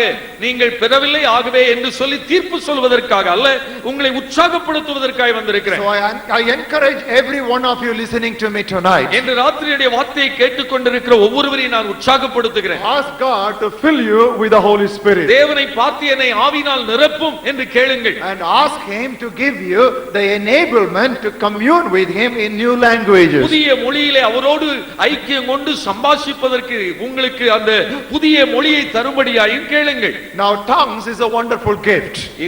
Tongues is a wonderful gift. இந்த அந்நிய பாஷை என்பது மிக அருமையான ஒரு வரம். Why do I say that? ஏன் அப்படி சொல்கிறேன்? There are many gifts, but there are 9 gifts listed out in 1 Corinthians 12th chapter. அநேக வரங்கள் இருந்தாலும் வேத வசனத்தில் 9 வரங்கள் 1 Corinthians 12th chapter. 1 கொரிந்தியர் 12ஆம் அத்தியாயத்தில் 9 வரங்கள் Of சொல்லப்பட்டிருக்கிறது. the 9 gifts, there is only one gift that is primarily addressed to God in praise and prayer. அங்கே சொல்லப்பட்டிருக்கிற அந்த 9 வரங்களில் ஒரு வரம் தான் தேவனோடு சம்பாஷிப்பதற்காய் மனிதருக்கு கொடுக்கப்பட்டது. அதுதான் And that is the gift of tongues. அதுதான் அந்நிய பாஷை பேசுதல். All other gifts are addressed towards man, ministry towards man. மற்ற 8 வரங்களும் மனிதருக்கு ஊழியம் செய்வதற்காய் கொடுக்கப்பட்டவைகள். Prophecy towards man. Prophecy towards man. தீர்க்கதரிசனம் சொல்லுதல் மனிதருக்காக, Healing is for man. சுகமளிப்புதல் மனிதருக்காக. So all these things are towards man. இந்த மற்ற வரங்கள் எல்லாம் மனிதருடைய தேவைகளுக்காய் கொடுக்கப்பட்டவைகள். But speaking in tongues is addressing God in prayer. ஆனால் அந்நிய பாஷையில் பேசுவது ஜெபத்தில் தேவனோடு பேசுவதற்காய் கொடுக்கப்பட்ட ஒரு ஈவு. So I encourage you to seek this wonderful gift. ஆகவே இந்த அருமையான அந்நிய பாஷை வரத்தினால் நீங்கள் தேவனோடு பேச உற்சாகப்படுத்துகிறேன். When you speak in tongues, அந்நிய பாஷையில பேசும்போது you transcend your mind and intellect. உங்களுடைய மனதையும் உங்களுடைய புத்தியும் தாண்டி நீங்கள் தேவனோடு சம்பாஷிக்கிறீர்கள். And you are able to commune with God in your spirit. உங்கள் ஆவியிலே தேவனோடு உறவு கொள்ள முடிகிறது. If you turn with me to 1 Corinthians 2nd chapter, 1 கொரிந்தியர் 2ஆம் அத்தியாயத்தில் and if you look at verses 9 to 11, you understand what I am talking நான் about. சொல்லுகிறதை நீங்கள் இந்த வசனங்களை வாசிக்கும் போது விளங்கிக் கொள்ள 9 முதல் 11. 1 Corinthians 2, 9 to 11. 1 கொரிந்தியர் 2 9 முதல் Eye has not seen, கண்கள் காணவில்லை, nor ear heard, காது கேட்கவில்லை, nor have entered into the heart of அவைகள் man, மனுஷருடைய இருதயத்தில் தோன்றவுமில்லை. the things which God has prepared for those who love Him. தேவன் தம்மில் அன்புக்குரியவர்களுக்கு ஆயத்தம் பண்ணினவைகளை அவர்கள் அறியவில்லை. You know the senses, the eye, கண் அதாவது புலன் என்று சொல்வார்கள். கண், and the ear, காது, and the mind. மனம், You know, all these things don't understand the things of God. இவைகள் தேவனுடைய காரியங்களை விளங்கிக் கொள்வதில்லை. But God has revealed them to us through His Spirit. ஆனால் அவைகளையோ தேவன் தம்முடைய ஆவியினாலே வெளிப்படுத்தினார். The Spirit searches all things, the deep things of God. அந்த ஆவியானவர் எல்லாவற்றையும் தேவனுடைய ஆழங்களையும் ஆராய்ந்திருக்கிறார். What man knows the things of a man except the spirit of man which is in him? மனுஷனுள்ள ஆவியை அன்றி மனுஷரில் எவன் மனுஷருக்குரியவைகளை அறிவான்? Even so, no one knows the things of God except the spirit of God. அப்படி போல தேவனுடைய ஆவியை அன்றி ஒருவனும் தேவனுக்குரியவைகளை அறிய மாட்டான். So because that these are the deep things of God, we should let the spirit of God move our inner man, so we commune with God with this new release. இதை தேவனுக்கு அடுத்தவைகள் தேவனுடைய ஆழத்திற்கு அடுத்தவைகளாய் இருப்பதினாலே தேவ ஆவியினால் நாம் நிரப்பப்பட்டு தேவ ஆவியினால் நாம் அவரை ஆராதிக்க So வேண்டும். I encourage you to go and pray with spiritful Christians and have this release in your worship. இப்படிப்பட்ட ஒரு அனுபவத்தை நீங்கள் பெற்றுக்கொள்ள வாஞ்சிப்பீர்களே ஆனால் உங்களுக்கு நான் சொல்லக்கூடியது ஆவியின் நிறைவை பெற்ற ஒரு விசுவாசியோடு கூட சேர்ந்து நீங்கள் ஜெபிப்பீர்களானால் இந்த வரத்தை பெற்றுக்கொள்வீர்கள். Fourthly, நான்காவதாக how not to pray. எப்படி ஆராதனை செய்யக்கூடாது? Do not forget the Father. பிதாவை மறந்து விடாதிருங்கள். Once again, திரும்ப நான் சொல்கிறேன், do not forget the Father. பிதாவானவரை மறந்து விடாதிருங்கள். Most of the modern songs and choruses அதிகமான இந்த நாட்களில் வருகிற அநேக பாடல்கள் பல்லவிகள் which we use in our worship, நம்முடைய ஆராதனையை பயன்படுத்துவது they are more about Jesus than about the Father. அது அதிகமானவைகள் இயேசுவை பற்றி தான் இருக்கிறதே தவிர பிதாவாகிய தேவனை பற்றி குறைவாய் இருக்கிறது. If you try to recollect, you will understand what I am talking நீங்கள் about. பாடுகிற பாடலை சற்று யோசித்து பார்த்தால் நான் சொல்கிறது உண்மை என்று அறிந்து It all கொள்வீர்கள். will be Jesus, Jesus, Jesus, Jesus, but very casual reference occasionally to the Father. எந்த ஒரு பாடலை எடுத்தாலும் ஆரம்பம் இயேசுவே இயேசுவே என்று ஆரம்பித்து ஏதோ ஒரு இடத்தில் பிதா என்று வரும், அதோடு நின்றுவிடும். But if you carefully study theology in the Bible, ஆனால் வேதம் சொல்லிக் கொடுக்கிற இந்த தெய்வீக உபதேசத்தை பார்ப்பீர்களானால் it is the Father who is primarily seeking true worshippers for him. பிதாவானவர் தான் தம்மை தொழுது கொள்கிற உண்மையுள்ள ஆராதனை செய்கிற மக்களை தேடுகிறார். Turn with me to John's Gospel, யோவான் நற்செய்தி நூல் திரும்ப பாருங்கள். 4th chapter, 4ஆம் அதிகாரம் verse 23. 23ஆம் வசனம். I am giving you corrective teaching. நான் சீர்திருத்தலுக்கு திருத்திக் கொள்வதற்கான உபதேசத்தை So கொடுக்கிறேன். keep your heart open to receive these precious truths. இந்த விலையேறப்பட்ட உபதேச சத்தியத்தை ஏற்றுக்கொள்ள உங்கள் இருதயம் திறந்திருப்பதாக. John 4:23. யோவான் 4:23. The hour is coming and now is, காலம் வருகிறது, அது இப்பொழுதே வந்து இருக்கிறது. when the true worshippers worship the Father in spirit and in truth. 23. உண்மையாய் தொழுது கொள்ளுங்கள் பிதாவை ஆவியோடும் உண்மையோடும் தொழுது கொள்ளும் காலம் வரும். The Father is seeking such to worship him. தம்மை தொழுது கொள்ளுகிறவர்கள் இப்படிப்பட்டவர்களாய் இருக்கும்படி பிதாவானவர் விரும்புகிறார். See, the Father is seeking for true worshippers all over the world. பிதாவானவர் உண்மையாய் தொழுது கொள்ளுகிறவர்களை உலகமெங்கும் தேடுகிறார். Our worship should be primarily addressed towards God the Father. ஆகவே நம்முடைய ஆராதனை மிக பிரதானமாக தேவனை நோக்கி பிதாவை நோக்கி இருக்க வேண்டும். There are many references. I will give you 3 key references. அநேக குறிப்பு வசனங்கள் இருந்தாலும் 3 திறவுகோல் வசனங்களை மாத்திரம் சொல்ல விரும்புகிறேன். Philippians 3:3. பிலிப்பியர் 3:3. We are the circumcision who worship God in the spirit and rejoice in Christ Jesus.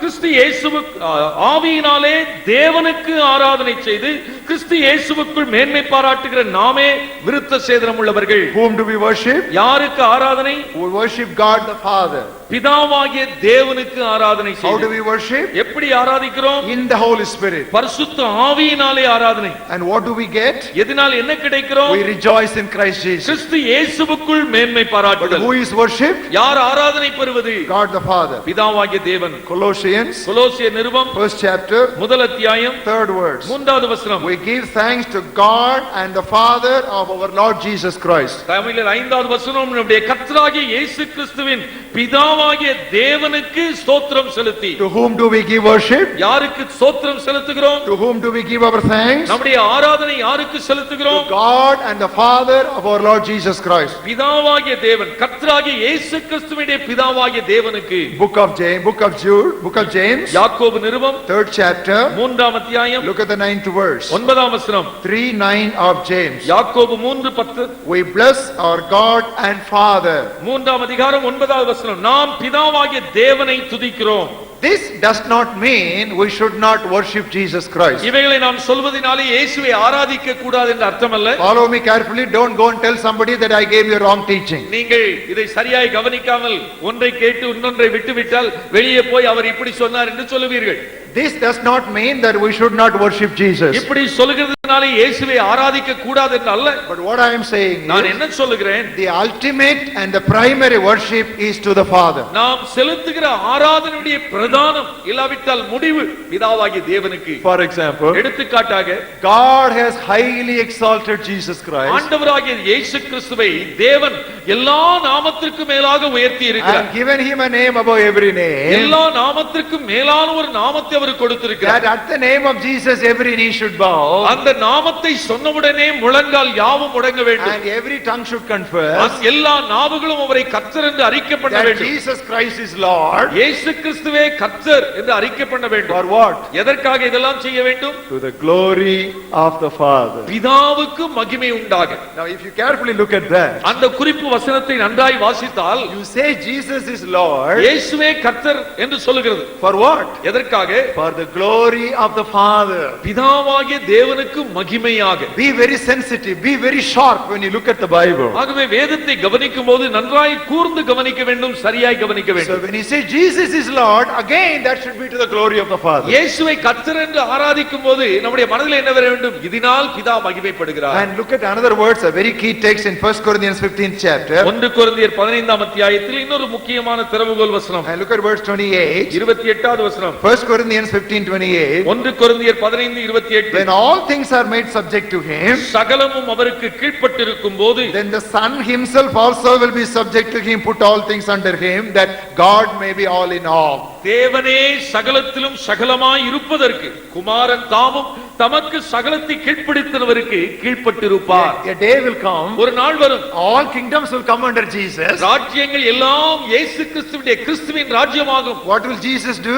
அதை வைத்து ஆண்டவர் இயேசு என்ன செய்ய போகிறார்? He will submit it to the Father, அதை பிதாவுக்கு கீழ்ப்படுத்துவார். and he will subject himself to the Father, அவரும் பிதாவுக்கு கீழ்ப்பட்டிருப்பார். so that the Father God may be all in all. இப்படி செய்வதனால் பிதாவாகிய தேவனே சகலத்திலும் சகலமாய் இருப்பதற்காக. Did you ever realize that truth? இந்த ஒரு சத்தியத்தை எப்பொழுதாவது சிந்தித்ததுண்டா? What did Jesus say? இயேசு என்ன சொன்னார்? Book of Hebrews 2nd chapter. எபிரேயர் நிருபம் 2ஆம் அதிகாரத்தில் Look at the 12th words. 12ஆம் வசனத்தை பாருங்கள். Here is Jesus speaking to the Father. ஆண்டவராகிய இயேசு பிதாவாகிய தேவனை பார்த்து I சொல்கிறார், will declare your name to my brethren. உம் பிதாவே உம்முடைய நாமத்தை என் சகோதரருக்கு அறிவித்து In the midst of the congregation, I will sing praise to you. சபை நடுவில் இருந்து உம்மை துதித்து பாடுவேன். So what does Jesus say? ஆண்டவர் இயேசு என்ன சொல்கிறார்? All the believers are my brothers and sisters. இந்த விசுவாசிகள் எல்லாரும் என்னுடைய சகோதர சகோதரிகள். In the congregation, சபை நடுவில் நான் வந்து நின்று I will join the congregation. இந்த சபையோடு நானும் சேர்ந்து Together, I will praise you. நாம் எல்லாரும் சேர்ந்து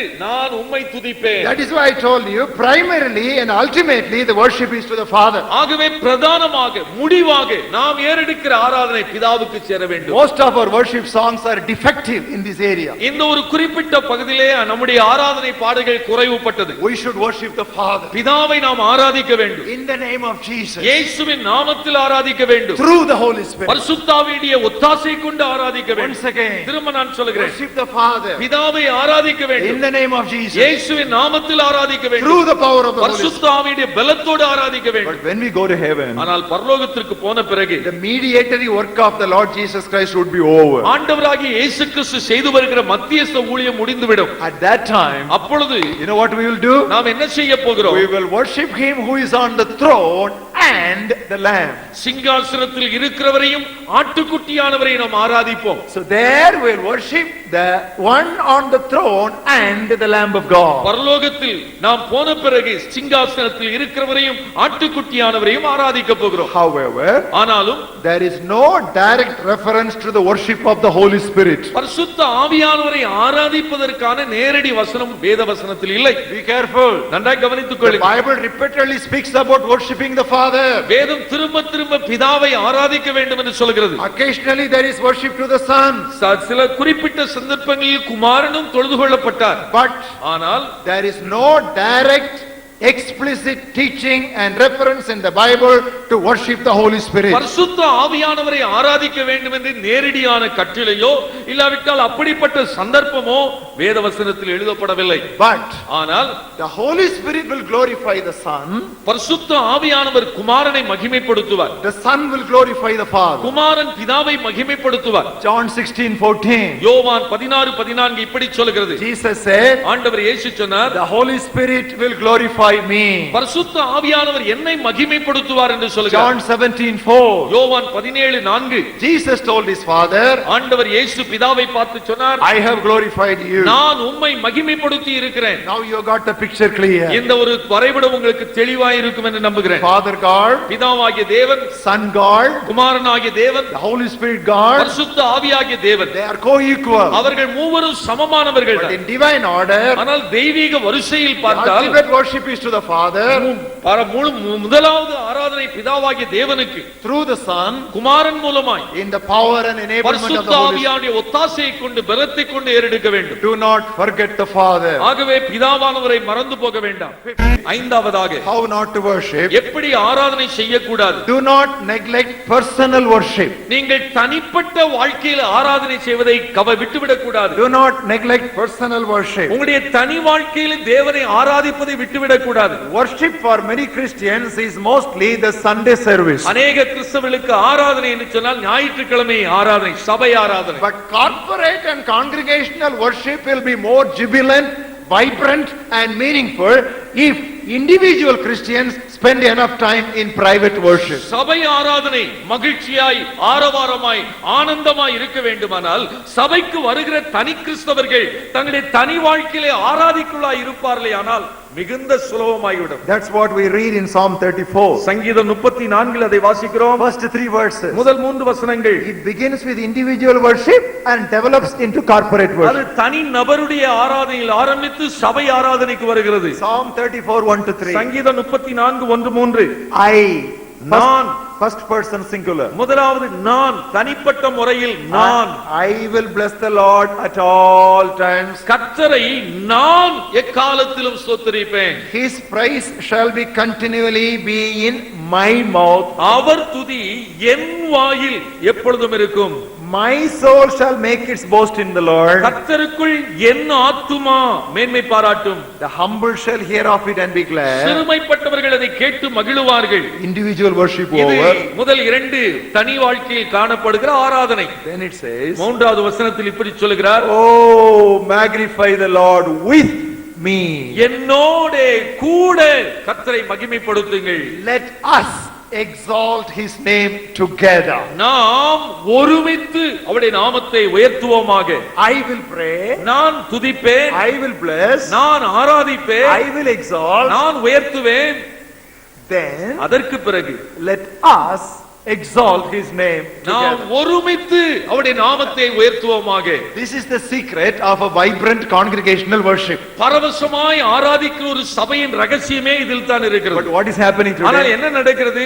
Individual Christians don't spend enough time in private worship. தனி கிறிஸ்தவர்கள் தங்களுடைய ஜெப அறையிலே தேவனை ஆராதிப்பதே கிடையாது. They come cold and frozen to the morning service. ஞாயிற்றுக்கிழமை ஆராதனைக்கு வரும்போது அப்படியே குளிர்ந்து போய் இல்லாவிட்டால் உறைந்து போய் பனிக்கட்டியாய் வருவார்கள். Pastor has to shout. போதகர் சத்தம் போட்டு எழுப்ப The வேண்டும். song leader has to shout. பாடல் நடத்துகிறவர் கூச்சல் போட்டு எழுப்ப வேண்டும். They will get exhausted before getting the congregation into a spirit of worship. சபையார் விழித்து எழுவதற்குள்ளே இவர் அயர்ந்து போய் விடுவார். That's what is happening. அதுதான் நடக்கிறது. And in some churches, pastor does everything. சில சபைகளிலே போதகர் தான் ஆதி முதல் அந்த வரை செய்வார். Song leader also is the pastor. அவர்தான் பாடல் நடத்துகிறாய் இருப்பார். So by the time he opens the Bible, no energy left. வேத புத்தகத்தை திறந்து உபதேசிக்க வரும்போது அவருக்கு சத்தெல்லாம் போயிருக்கும். Some extempore he will say, God will bless you, don't worry, Monday nothing will happen, Tuesday nothing will happen, God is with you. Some nonsense he will speak and send you. அப்படிப்பட்ட ஒரு சூழ்நிலையிலே அவர் தனக்கு தெரிந்த ஏதோ ஒன்றை திங்கள் செவ்வாய் புதன் என்று ஒவ்வொரு நாளும் தேவன் உங்களை ஆசீர்வதிப்பார், உங்களோடு கூட வருவார் என்று ஏதோ சொல்லுவார். Brothers and sisters, நான் உங்களுக்கு சொல்லட்டும், before you come to the Sunday service, ஞாயிறு ஆராதனைக்கு வருவதற்கு முன்னதாகவே you should warm up. நீங்கள் அங்கே ஆவியில் அனல் கொள்ள வேண்டும். Before, நீங்கள் வருவதற்கு முன்னே at home, வீட்டிலே தானே you should warm up. நீங்கள் ஆவியில் அனல் கொள்ள வேண்டும். Then when you come to the worship service, you will fire up. நீங்கள் அப்படிப்பட்ட அனலோடு வந்தால் அங்கே சபையிலே ஆவியிலே அங்கே தீப்பற்றி எரியும். Daily spend sufficient time in praising and worshiping. ஆகவே ஒவ்வொரு நாளும் தனி வாழ்க்கையிலே போதுமான நேரம் ஆராதிக்க நேரம் எடுத்துக் You know கொள்ளுங்கள். how you can do it? எப்படி நீங்கள் செய்யலாம்? Buy a good notebook. ஒரு சிறிய நல்ல நோட்டு புத்தகம் வாங்கிக் கொள்ளுங்கள். Very good notebook. Don't go for the cheap notebooks that is given in subsidized price for school students. பள்ளி மாணவருக்காக மலிவு விலையிலே கொடுக்கிற நோட்டை வாங்க வேண்டாம், நல்ல தரமான நோட்டை வாங்கி.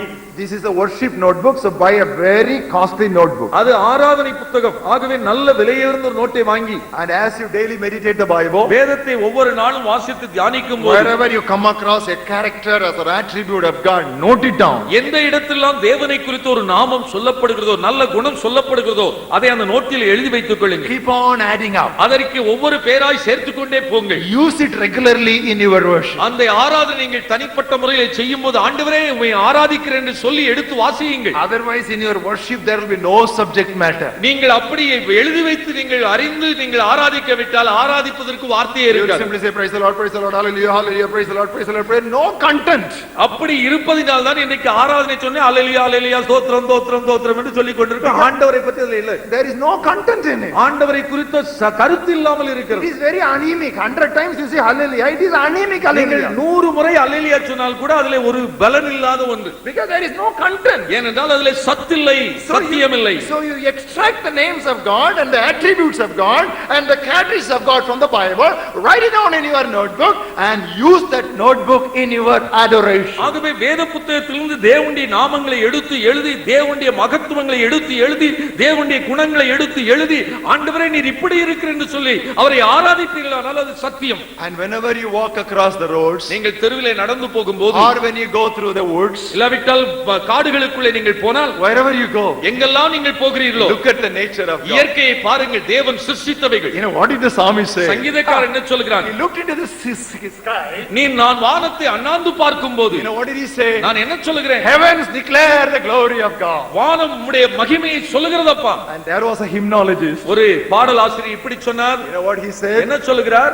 Oh Lord my God, என் ஆண்டவரே, என் தேவனே, when I in awesome wonder நான் மிகுந்த பிரமித்து பார்க்கிறேன். consider all the works that the hands have உம்முடைய made. கரங்கள் சிருஷ்டித்த இவைகளெல்லாம் நான் பார்க்கும்போது, I see the stars, நான் வானத்து நட்சத்திரங்களை I பார்க்கிறேன். hear the mighty thunder, இடி முழக்கத்தின் சத்தத்தை கேட்கிறேன். thy power throughout the universe இந்த சர்வ displayed. லோகமெங்கும் உம்முடைய வல்லமை வியாபித்து இருக்கிறதப்பா. Then sings my soul, O Savior God, to thee. ஆகவே என் ஆத்துமாவே கர்த்தரை ஸ்தோத்திரி. How great thou art. நீர் எவ்வளவு பெரியவரப்பா. We neither go out nor we look up.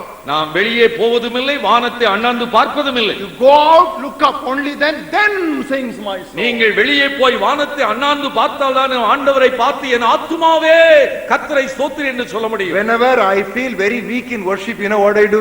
ஆராதனையில் எப்பொழுதெல்லாம் நான் பலவீனமாய் காணப்படுகிறேனோ நான் அப்பொழுது செய்வது என்னவென்றால், I go up on the terrace. என்னுடைய மாடிக்கு போய் விடுவேன். What do I do? என்ன செய்வேன்? I look at the stars. அங்கே வானத்து நட்சத்திரங்களை பார்ப்பதுண்டு. I try to count them. அவைகளை எண்ணி பார்க்கிறது உண்டு. Just look at these planets. அங்கே இருக்கிற கிரகங்களை பார்க்கிறேன். Oh, the beauty of it. எவ்வளவு நேர்த்தியாய் உருவாக்கி You இருக்கிறீர். know what happens? என்ன நடக்கிறது? Then sings my soul. soul, You know, when I my just start looking at all Savior. these things, I begin to break forth into praise and worship. இவைகளை நான் பார்க்கும்போது, இயற்கைகளை காட்சிகளை பார்க்கும்போது என் ஆத்துமாவிலே சந்தோஷப்பட்டு ஆராதிக்கிறேன். And when I see a butterfly, நான் ஒரு வண்ணாத்து பூச்சியை பார்க்கும்போது I run after it. நான் அவைகளை I run after it.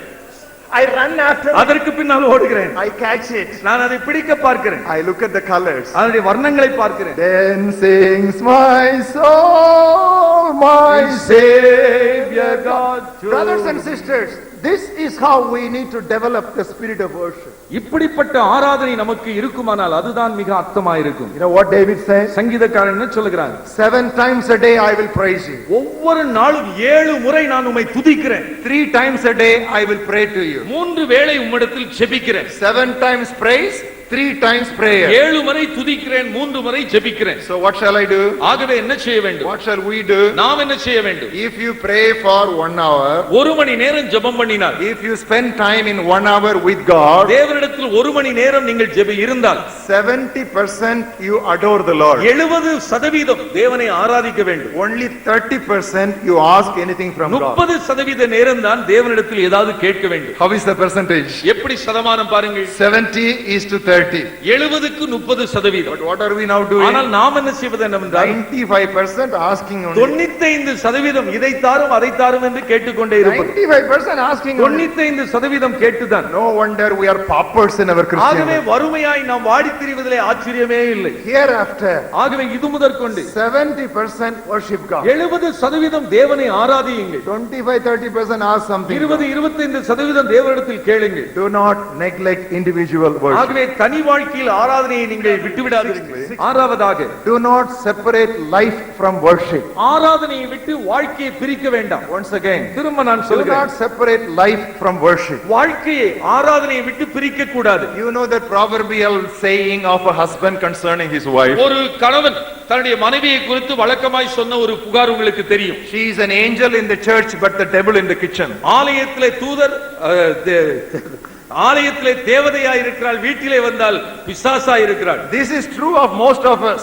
அநேகருடைய வாழ்க்கையில் இது உண்மை. But true worship begins with a lifestyle. ஆனால் உண்மை ஆராதனை வாழ்க்கையில் தான் காணப்பட வேண்டும். Turn with me to book of Romans, Roman Nirupam 12th chapter. 12ஆம் அதிகாரம், Look at verse 1. முதல் வசனத்தை பாருங்கள். A verse which most of us know by heart, but we do not apply it from the heart. இந்த வசனத்தை நன்றாக மனப்பாடமாய் நாம் சொல்லக்கூடும், ஆனால் அது வாழ்க்கையிலே அபியாசிப்பதில்லை. I beseech you therefore, brethren, by the mercies of God, that you present your bodies a living sacrifice, holy, acceptable to God, which is your reasonable service. அப்படி இருக்க சகோதரரே, நீங்கள் உங்கள் சரீரங்களை பரிசுத்தமும் தேவனுக்கு பிரியமான ஜீவ பலியாக ஒப்புக் கொடுக்க வேண்டும் என்று தேவனுடைய இரக்கங்களை முன்னிட்டு உங்களை வேண்டிக் கொள்கிறேன்.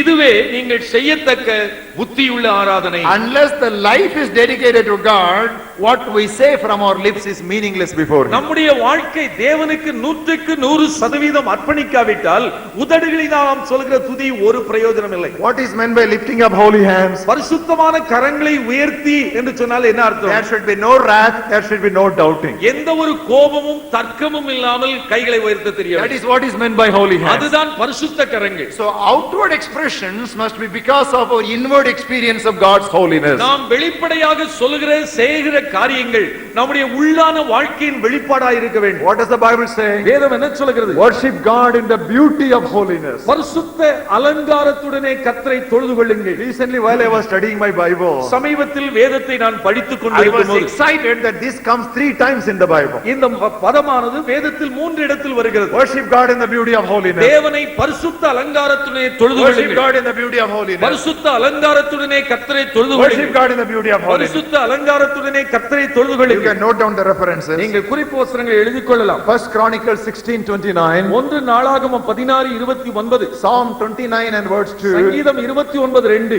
and 96 and 9. சங்கீதம் 96:9. Why does it occur 3 times in the Bible? ஏன் வேதத்தில் 3 முறை வருகிறது? Oh, we are worshiping a thrice holy God. ஏனென்றால் முப்பரிமாணமும் பரிசுத்தமுள்ள ஒரு தேவனை ஆராதித்து வருகிறோம். Holy, holy, holy is the Lord of hosts. பரிசுத்தர் பரிசுத்தர் பரிசுத்தர் என்பது சேனைகளின் கர்த்தருடைய நாமம். When you are talking about worship, ஆராதனை நாம் சொல்லும்போது never postpone reconciliation and restitution. ஒப்புரவாகுதல், தவறான காரியத்தை சரி செய்வதை தள்ளி போடக்கூடாது. Once again, திரும்ப நான் சொல்லுகிறேன், if you are not right with any man or any woman, get right with that person if you want your worship to be acceptable before God. நீங்கள் தேவனை ஆராதிக்கிற ஆராதனை அவரால் ஏற்றுக்கொள்ளப்பட வேண்டுமானால் உங்கள் வாழ்க்கையிலே எந்த ஒரு மனிதரோடோ எந்த ஒரு ஆணோடோ பெண்ணோடு நீங்கள் ஒப்புரவாக வேண்டுமானால் முதலாவது அதை செய்து விடுங்கள். When you come to the altar, if you remember that you have something against your brother or your brother has something against you, நீ பலிபீடத்திலிருந்து காணிக்கை செலுத்த வரும்போது உன் பேரில் உன் சகோதரனுக்கு குறை உண்டென்று நினைவு கூறுவாயானால் leave the gift at the altar. அவனுடைய காணிக்கையை கீழே வைத்துவிட்டு First go get reconciled. முதலாவது போய் அவனோடு ஒப்புரவாகி விட்டு Then come and offer the gift. பின்பு வந்து அதை செலுத்து. If you cannot love man whom you have seen, how can you love God whom you have not நீ seen? காண்கிற மனிதனிடத்தில் உன்னால் அன்பு கூற முடியாவிட்டால் காணாத தேவனிடத்தில் அன்பு கூற முடியாது. Sundays we glorify God through our worship. ஞாயிற்றுக்கிழமையில் நம்முடைய ஆராதனையினால் அவரை மகிமைப்படுத்துகிறோம். Monday, Tuesday, Wednesday, Thursday, Friday and Saturday, others must glorify God through our works. திங்கள், செவ்வாய், புதன், வியாழன், வெள்ளி, சனி இந்த 6 நாட்களிலும் மனுஷர் நம்முடைய கிரியைகளை பார்த்து தேவனை மகிமைப்படுத்த What வேண்டும். did Jesus say? ஆண்டவர் இயேசு இதைத்தான் சொன்னார். Let men see your good works and glorify the Father in heaven. மனுஷர் உங்கள் நற்கிரியைகளை கண்டு பரலோகத்தில் இருக்கிற பிதாவை மகிமைப்படுத்தும்படி உங்கள் வெளிச்சம் அவர்களுக்கு முன்பாக பிரகாசிக்க கடவது. Sometimes we Christians separate our life into two compartments, secular and sacred. சில சமயங்களிலே நாம் கிறிஸ்தவர்களாக நம்முடைய வாழ்க்கையை ரெண்டு பகுதியாய் பிரிக்கிறோம். ஒன்று பரிசுத்தமான ஒரு செயல், இன்னொன்று உலக பிரகாரமான செயல். There is nothing secular for a Christian. இந்த கிறிஸ்தவருக்கு உலக பிரகாரமானது என்று வேறு கிடையாது. Everything is spiritual for him. எல்லாமே ஆவிக்குரியதுதான். Shall I give you a verse? ஒரு வசனத்தை நான் சொல்ல விரும்புகிறேன். 1 Corinthians 10th chapter. 1 கொரிந்தியர் 10ஆம் அத்தியாயம். This is a verse everybody should see for yourself. ஒவ்வொருவரும் இந்த வசனத்தை நீங்கள் வேத புத்தகத்தில் பாருங்கள். 1 Corinthians 10th chapter. 1 கொரிந்தியர் 10ஆம் அத்தியாயம். Verse 31.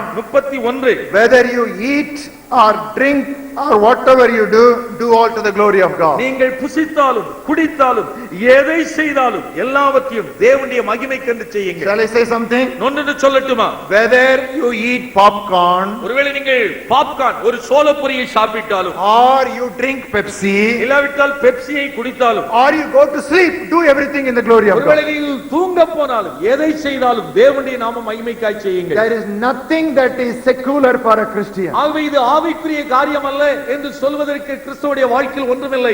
Everything comes under the scrutiny and the sovereignty and the lordship of Jesus Christ. நாம் செய்கிற அனைத்துமே தேவனுடைய பார்வையிலே தேவனுடைய ஆளுகையிலே அவருடைய சமூகத்தில் இருக்கிறது. How will you know whether your life is right before God or not? உன்னுடைய வாழ்க்கை தேவனுக்கு முன்பாக இருக்கிறதா இல்லையா என்று எப்படி தெரியும்? I don't need to say that. நான் அதை சொல்ல வேண்டிய அவசியம் இல்லை. Your wife doesn't need to say that. உங்களுடைய மனைவியும் அதை சொல்ல வேண்டிய Your அவசியம் இல்லை. husband doesn't need to say that. புருஷன் அதை சொல்ல வேண்டிய You அவசியம் kneel இல்லை. down for 5 minutes before God தேவ சமூகத்தில் 5 நிமிடம் முழங்கால் படியிட்டால் போதும். and ask this question. இந்த கேள்வியை கேட்டு பாருங்க. Am I right before God? நான் தேவனுக்கு முன்பாக சரியா இருக்கிறேனா என்று கேட்டால் போதும். Am I right before men? என் மனிதருக்கு முன்பாக நான் சரியா இருக்கிறேனா என்று கேட்டால் போதும். And be quiet for 5 minutes. அதை கேட்டுவிட்டு 5 நிமிடம் அமைதியா இருங்க. No sermon is necessary. பிரசங்கமே தேவையில்லை. Just ask this question. தேவனை நீங்கள் அந்த கேள்வியை உங்களிடத்தில் கேட்டு And பாருங்க. be before God silently for 5 minutes. 5 நிமிடம் அந்த கேள்வியோடு தேவ சமூகத்தில் முழங்கால் படியிடுங்க. You will know whether your life is ordered by God or not. உங்களுடைய வாழ்க்கை தேவனால் நடத்தப்படுகிறதா இல்லையா என்று உங்களுக்கே You தெரியும். will know whether you are right with your fellow man or not. நீங்கள் உடன் சகோதர சகோதரர்களோடு சமாதானமாய் வாழ்கிறீர்களா இல்லையா என்று உங்களுக்கு விளங்கும். And open up that matter before God. அந்த காரியத்தில் குறைவுபட்டதை தேவ சமூகத்தில் திறந்து கொடுங்கள். Set it right before God. அதை தேவனிடத்தில் சரியாகி ஒப்புரவாகுங்கள். Reconcile with God. தேவனோடு ஒப்புரவாகுங்கள். Reconcile with man. மனிதரோடு ஒப்புரவாகுங்கள். Then even you offer up your worship. அதற்கு பிறகு ஆராதனை நீங்கள் செலுத்துங்கள். Your worship will not be like Cain, but it will be accepted like Abel. அப்படிப்பட்ட ஆராதனை காயின் ஆராதனையை போல இருக்காது, ஆபேலின் ஆராதனை போல அவருக்கு எடுக்கப்படும். Seventhly, ஏழாவதாக, do not idolize objects or persons. பொருளையோ ஒரு நபரையோ கவர்ச்சி மையமாக விக்கிரகமாக மாற்றாதீர்கள். Once again, திரும்ப நான் do சொல்லுகிறேன். not idolize objects or persons. ஒரு பொருளையோ ஒரு நபரையோ கவர்ச்சி மையமாக விக்கிரகமாக மாற்றாதீர்கள். God is a jealous God. He will not share his glory with another. தேவன் பக்தி வைராக்கியம் உள்ளவர், தம்முடைய மகிமையை ஒருவருக்கும் விட்டுக் கொடுப்பதில்லை. I am going to be very pointed. Don't get angry with me if நான் you நேரடியாய் are. சொல்ல போகிறேன், நீங்கள் கோபப்பட வேண்டாம். Don't idolize objects. பொருட்களை விக்கிரகமாக்காதீர்கள். If you turn with me to 2 Kings 18th chapter ராஜாக்கள் புத்தகம் 18ஆம் அதிகாரம், 2 ராஜாக்கள் 18 and look at the 4th verse. 4ஆம் வசனம். There is a mistake of the people of God which we normally do today. அங்கே தேவ ஜனங்கள் செய்த அந்த தவறை நாம் பொதுவாக செய்கிறோம். This is the story of King Hezekiah. அதை எசேக்கியா ராஜாவை குறித்து சரித்திரம். He was the king of Judah. யூதாவின் ராஜாவாக இருந்தான். When he came to the throne, அவன் சிங்காசனத்தில் வந்து வீற்றபோது he removed the high places and broke the sacred pillars, அங்கே மேடைகளை உடைத்து போட்டான், சிலைகளை தகர்த்து போட்டான், cut down the wooden images and broke in pieces the bronze serpent that Moses had made. விக்கிர தோப்புகளை வெட்டி மோசே பண்ணியிருந்த வெண்கல சர்ப்பத்தை உடைத்து போட்டான். Listen, what did he break? எதை உடைத்து போட்டான்? Bronze serpent. அந்த வெண்கல சர்ப்பத்தை. Who had made it? யார் அதை பண்ணினார்கள்? Moses has made it. மோசே பண்ணியிருந்த வெண்கல சர்ப்பம். Listen, நன்றாய் கவனியுங்கள், கேளுங்கள். the very hands of Moses had made it. மோசேயுடைய கரங்கள் உருவாக்கின அந்த வெண்கல சர்ப்பம். It was not a duplicate. அது ஒரு போலியானதல்ல. It was not a model. இல்லாவிட்டால் அதை போன்று செய்யப்பட்ட பொருள் அல்ல. It was the real brazen serpent made by that original Moses. மோசேயின் மூலமாய் செய்யப்பட்ட அந்த வெண்கல சர்ப்பம் தான். What did he do? என்ன செய்தான்? He did not bury it. அதை அப்படியே புதைத்து வைக்கவில்லை. If he buries it, the next generation will take it or excavate ஒருவேளை it. புதைத்து வைத்திருந்திருப்பானேயானால் அடுத்த தலைமுறை தோண்டி So எடுத்திருக்கும். what did he do? ஆனால் அவன் செய்தது He என்னவென்றால் broke it into two pieces. அதை இரண்டு பிரிவாய் உடைத்து போட்டான். No, இல்லை, he did not break it into two pieces. ரெண்டாக உடைத்தான் என்று சொல்லவில்லை. If he broke it into two pieces, people will again put it together ரெண்டாக உடைத்திருந்தால் with quick fix. ரெண்டாக உடைத்திருந்திருப்பானேயானால் சீக்கிரம் ஒட்டக்கூடிய குழுவினால் ஒட்டி இருப்பார். So what did he do? என்ன செய்தான்? Original language says he broke it into powder. அதை மூல மொழியை பார்க்கும்போது அதை பொடி பொடியாக ஒடித்து போட்டான். Who made it? யார் அதை செய்தது? Moses has made மோசே it. செய்தான். I don't care. I don't care who that made it. யார் அதை செய்தார் என்பதை குறித்து கவலை இல்லை. It has become an idol. இது ஒரு விக்கிரகமாக்கப்பட்டு People விட்டது. are going to see pilgrimage. அங்கே போய் புண்ணிய யாத்திரையாக ஜனங்கள் போகிவிட்டார்கள். People are going there to touch it and see it. இது உண்மையான அந்த சர்ப்பத்தை தொட்டு பார்க்க போகிறார்கள் ஜனங்கள். People are rushing there. அங்கே ஜனங்கள் திரள் கூட்டமாக வருகிறார்கள். People are crowding there. இங்கே கூட்டம் கூட்டமாக வருகிறார்கள். In India, இந்தியாவிலே you have to say, don't throw coin into that water. இந்த தண்ணீரிலே நாணயங்களை போட வேண்டாம், காசுகளை போட வேண்டாம் என்று ஒரு அறிவிப்பு எழுதி வைத்தால் போதும். What does it mean? அதனுடைய அர்த்தம் என்னவென்றால் Throw coin. போடுங்கள் என்றுதான் அர்த்தம். That is India. அதுதான் இந்திய கலாச்சாரம். That is Indian language. இந்திய மொழியிலே நீங்கள் போடச் சொல்வதற்கு போடாதே என்று எழுத வேண்டும். Don't means do. செய்யாதே என்று சொன்னால் செய்யுங்கள் என்று அர்த்தம். You have some water தண்ணீர் கொஞ்சம் வைத்து and you say don't throw means throw. இதிலே போடக்கூடாது என்று சொன்னால் போடுவார்கள். So what should you do? ஆகவே என்ன செய்ய வேண்டும்? Don't take any water pool like that. இப்படிப்பட்ட ஒரு தண்ணீரை ஒரு குளமாக தேக்கி வைக்க கூடாது. You don't do it. அதை செய்யக்கூடாது. In India you should not do it. இந்தியாவிலே இப்படிப்பட்ட குல கலாச்சாரம் இருக்கக்கூடாது. Why? ஏன்? India is a land of idols. ஏனென்றால் இந்திய தேசம் விக்கிரகங்கள் நிறைந்த It தேசம். is an idolatrous nation. இது ஒரு விக்கிரக ஆராதனை தேசம். They will worship everything. எதையும் அவர்கள் வணங்குவார்கள். They will worship political leaders. அரசியல் தலைவர்களை They வணங்குவார்கள். will worship anything and everything. எதையும் எங்கும் எவரையும் வணங்குவார்கள். So he broke it into pieces. ஆகவே அதை சுக்குநூறாக உடைத்தான். People were throwing incense to it. அதற்கு ஜனங்கள் தூபங்காட்டி வந்தார்களாம். He said Nehushta. இதை நெகுஸ்தான் என்று சொன்னார்கள். It is only a piece of bronze. இது வெறும் வெண்கலம்தான் என்ற அர்த்தமுள்ள நெகுஸ்தான் என்று சொன்னார்கள். Number 2. இரண்டாவதாக Don't idolize places. இடங்களையும் நாம் விக்கிரகமாக்க கூடாது. The Samaritan woman was asking where to worship. சமாரிய பெண் கேட்டால் எங்கே தேவனை ஆராதிக்க வேண்டும்? Jesus answered what to worship. ஆனால் ஆண்டவர் இயேசு அதற்கு சொன்ன பதில் யாரை ஆராதிக்க வேண்டும் என்று தான் சொன்னார். Not where but who. எங்கு ஆராதிக்க வேண்டும் என்று பதில் சொல்லவில்லை, யாரை ஆராதிக்க வேண்டும் என்று சொன்னார். What did Peter say? பேதுரு என்ன சொன்னான்? Wonderful place. ஆண்டவரே இது நல்ல இடம். Moses appeared here. மோசே வந்து விட்டார் இங்கே. Elijah appeared here. எலியாவும் இங்கே காட்சி And அளித்திருக்கிறார். you transfigured here. நீர் இங்கே மறுரூபமாக்கி விட்டீர். 1 tent for you. ஆகவே ஒரு கூடாரம் உமக்கு, 1 tent for Moses. இன்னொரு கூடாரம் மோசேக்கு, 1 tent for இன்னொரு Elijah. கூடாரம் எலிசாவுக்கு. And I will be going here and there collecting money from pilgrims. நான் இங்கே வருகிற கூட்டத்தில் இருந்து காணிக்கை சேகரித்துக் கொண்டிருப்பேன் என்று சொன்னார். He did not know what he was talking. அவன் என்ன பேசுகிறான் என்று அவனுக்கு தெரியாமல் சொன்னான்.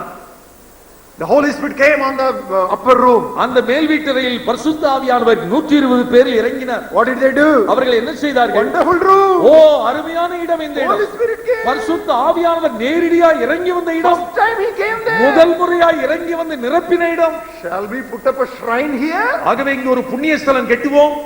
Where is money?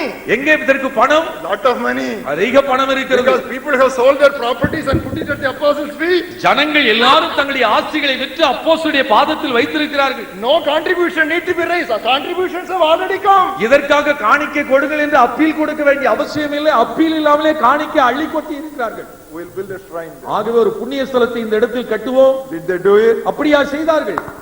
இல்லை. Christians, do you listen? கிறிஸ்தவர்கள் நீங்கள் கேட்கிறீர்களா? Do you think? நீங்கள் சிந்திக்கிறீர்களா? Think. சிந்தியுங்கள். Christians, think. கிறிஸ்தவர்கள் சிந்திக்க வேண்டும்.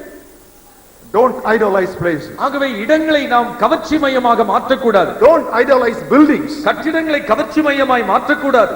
Deity cannot be localized. இந்த தேவன் ஒரு குறிப்பிட்ட இடத்தில் வாசம் பண்ணுவது இல்லை. Who said that? யார் இதை சொன்னது? The first martyr of the church said it. சபை திருச்சபையுடைய முதல் இரத்த சாட்சியுடைய பிரசங்கமே அதுதான். What did he say? என்ன சொன்னான்? God does not dwell in temples made with hands. கைகளினால் கட்டப்பட்ட ஆலயத்தில் தேவன் வாசமாய் இருப்பதில்லை. What did the first disciple Peter say? முதல் அப்போஸ்தலனாகிய பேதுரு என்ன சொன்னார்? We are the living stones. நாமே ஜீவனுள்ள கற்கள். We are built as a spiritual house to offer up sacrifices unto God. ஜீவனுள்ள கற்களாக தேவனுக்கு ஆவிக்குரிய ஆராதனை செய்யும்படியாய் கட்டப்படுகிறோம். We are looking for New Jerusalem. புதிய எருசலேமுக்கு நாம் காத்துக் கொண்டிருக்கிறோம். You know what is the greatest news about New இந்த Jerusalem? புதிய எருசலேமினுடைய மிகப்பெரிய செய்தி, There is no temple in it. அங்கே தேவாலயம் இராது. Hallelujah. Hallelujah. There is no temple in it. அந்த புதிய எருசலேமில் தேவ ஆலயம் இருப்பதில்லை. God himself is the தேவன் temple. தாமே அதற்கு மத்தியில் இருப்பார்.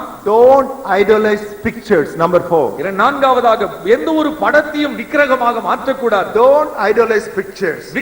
எந்த ஒரு படத்தையும் கவர்ச்சி மையமாக மாற்றக்கூடாது. Acts 17th chapter. அப்போஸ்தலர் நடவடிக்கைகள் புத்தகம் 17ஆம் அத்தியாயம். Don't be upset with me. நான் சொல்லுகிறதை கேட்டு என் பேரிலே கோபப்பட வேண்டாம். Don't get angry with me. என் மேலே எரிச்சல் அடைய வேண்டாம். I am your friend. நான் உங்கள் நண்பன். You are all my friends. நீங்கள் யாவரும் என்னுடைய நண்பர்கள். We are all studying the Bible நாம் together. வேதத்தை சேர்ந்து படித்துக் The கொண்டிருக்கிறோம். Bible says like that. What can we வேதம் do? இப்படி சொல்லும்போது நான் என்ன செய்ய முடியும்? No further appeal beyond the Bible. வேதத்திற்கு மேலே முறையீடு என்பதே கிடையாது. Acts 17th chapter. அப்போஸ்தலர் நடவடிக்கைகள் 17ஆம் அத்தியாயம் 29th words. 29வது வசனம். Since we are the offspring of God.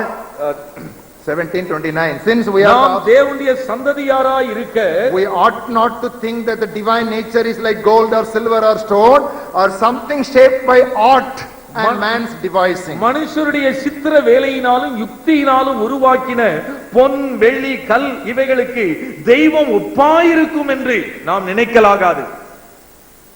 Can we keep a picture of Jesus Christ? இயேசு கிறிஸ்துவுடைய வரைபடம் ஒன்றை வைத்துக் கொள்ளலாமா? I think that is all right for Sunday school children, ஓய்வு நாள் பிள்ளைகளுடைய நிலையிலே அது பரவாயில்லை. but not for grown up Christians. ஆனால் முதிர்ச்சி வளர்த்து கொண்டிருக்கிற கிறிஸ்தவர்களுக்கு தேவையில்லை. And next verse says, அடுத்த வசனம் சொல்லுகிறது, the times of ignorance God winked at. அறியாமையுள்ள காலங்களை தேவன் காணாதவர் போல இருந்தார். The Sunday school kindergarten time it is okay. ஓய்வு நாள் பள்ளிக்கூடத்திலே இல்லாவிட்டால் புதிய விசுவாசத்தில் வந்த அந்த நாட்களை தேவன் காணாதவர் போல இருந்தார். But now we have grown up. ஆனால் இப்பொழுதோ நாம் வளர்ந்திருக்கிறோம். We should grow out of childhood. ஆகவே குழந்தை பருவத்தை விட்டு நாம் கடந்து போக வேண்டும். Don't immediately tell me ஆகவே உடனே இப்படி சொல்ல வேண்டாம். that evangelist putting Jesus picture on the first page. அந்த குறிப்பிட்ட ஊழியக்காரர் அந்த பத்திரிகையின் முதல் பக்கத்திலே இயேசுவின் படத்தை போட்டிருக்கிறார். Everywhere he is putting it. எங்கு பார்த்தாலும் அந்த இயேசு படத்தை தான் போடுகிறார். What shall I do about ஆகவே it? நான் என்ன செய்ய வேண்டும்? You don't do anything about it. நீங்கள் அதை குறித்து ஒண்ணும் செய்ய வேண்டாம். An evangelist is one who is preaching to non-Christians and nominal Christians to bring them to Christ. சுவிசேஷகர் என்று சொல்கிற நபர் இயேசுவை அறியாத மக்களுக்கு இல்லாவிட்டால் இயேசுவை அறிந்த மக்கள் அவரை ஏற்றுக்கொள்வதற்காக அவரை அறிமுகப்படுத்துகிற ஊழியம். So that is a Sunday school ministry. ஆகவே அது துவக்கமான ஊழியம், ஓய்வு நாள் பள்ளிக்கூட ஊழியம். You are a mature Christian. ஆனால் நீங்கள் முதிர்ந்த கிறிஸ்தவர்கள். You are a grown-up Christian. நீங்கள் வளர்ச்சியான கிறிஸ்தவர்கள். So you don't go after that pattern. ஆகவே அவர் போடுகிறார் என்று அவர் பின்னாலே போக வேண்டாம். What you should do, நீங்கள் செய்ய வேண்டியது, even though we have known Christ in the flesh so far, நாங்கள் இதுவரை கிறிஸ்துவை மாம்சத்தின்படி அறிந்திருந்தாலும் hereafter we will not know him after the flesh. இனிமேல் அவரை அவிதமாய் அறிவதில்லை. Hereafter we will not know him after the flesh. நாங்கள் இனி அவரை மாம்சத்தின்படி அறிவதில்லை. God is a spirit. தேவன் ஆவியாய் இருக்கிறார். Don't idolize men. ஆகவே எந்த ஒரு மனிதரையும் விக்கிரகமாக்க கூடாது. Don't idolize men. மனிதரையும் விக்கிரகமாக்க He கூடாது. was a military officer. அவர் ஒரு ராணுவ அதிகாரி. He fell at the feet of Peter. பேதுருவினுடைய பாதத்தில் விழுந்து பணிந்து கொண்டார். What did Peter say? பேதுரு என்ன சொன்னார்? Hey, don't do that. நீ இப்படி பணிய கூடாது. Stand up. எழுந்திரு. I am also a man. நானும் உன்னை போல ஒரு மனிதன்தான்.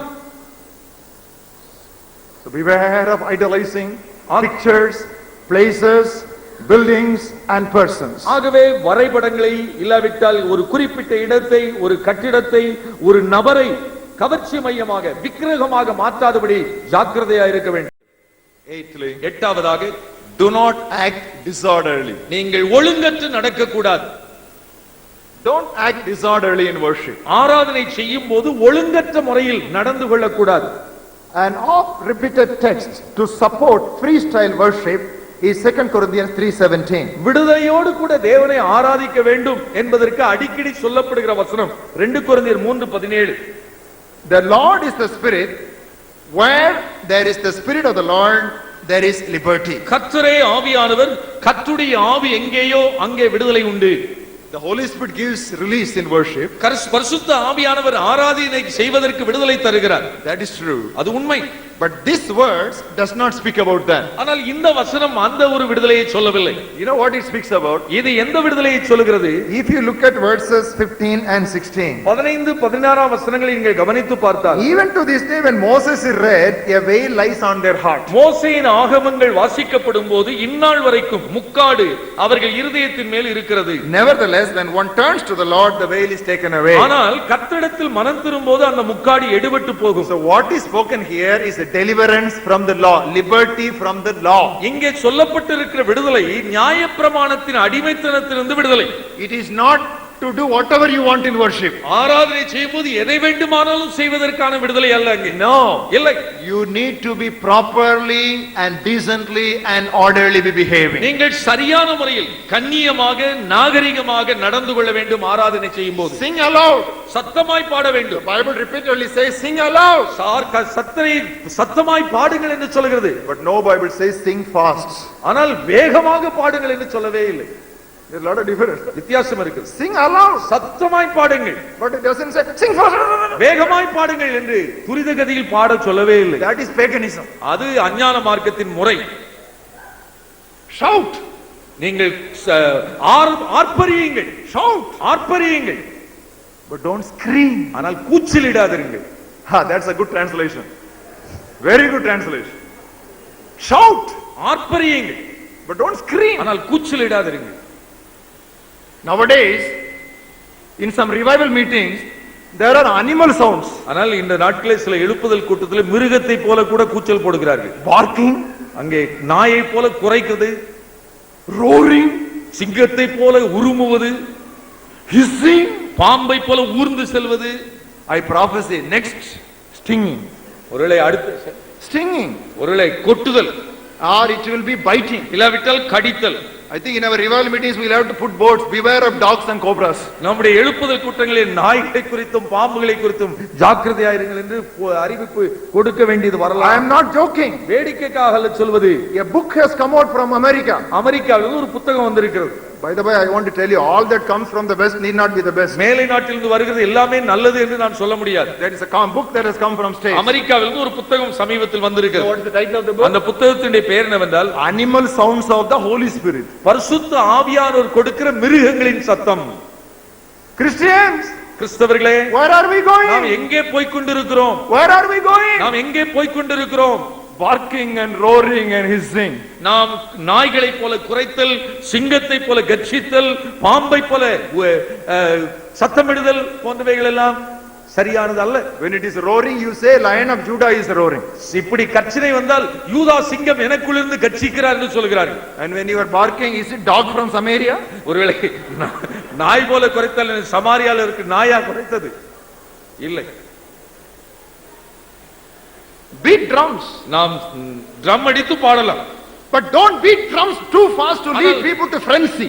ஒருவேளை ஜனங்கள் உணர்ச்சி வசப்பட தூண்டுகிற அளவுக்கு வேகமாக ட்ரம் அடிக்க கூடாது. That is paganism, to invoke evil spirits. அசுத்த ஆவிகளை ஏவி எழுப்புவதற்காக அஞ்ஞான மார்க்கத்தார் ஓங்கி ஓங்கி அடிப்பார்கள், வேகமாய் அடிப்பார்கள். Remember, you are listening to a preacher who is speaking in tongues for 30 years, who has led thousands of people to the Holy Spirit baptism. You are not listening to an Anglican speaker. You are speaking to a 120% Pentecostal preacher.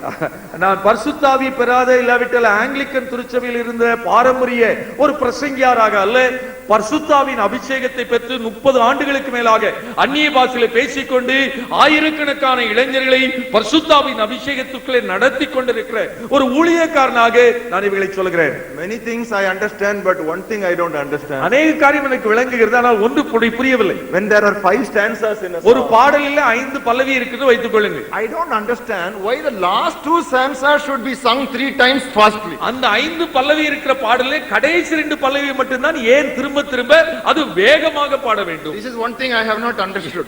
ஏன் என்று எனக்கு இதுவரைக்கும் விளங்கவில்லை. Many things I understand, but this I don't understand under heaven.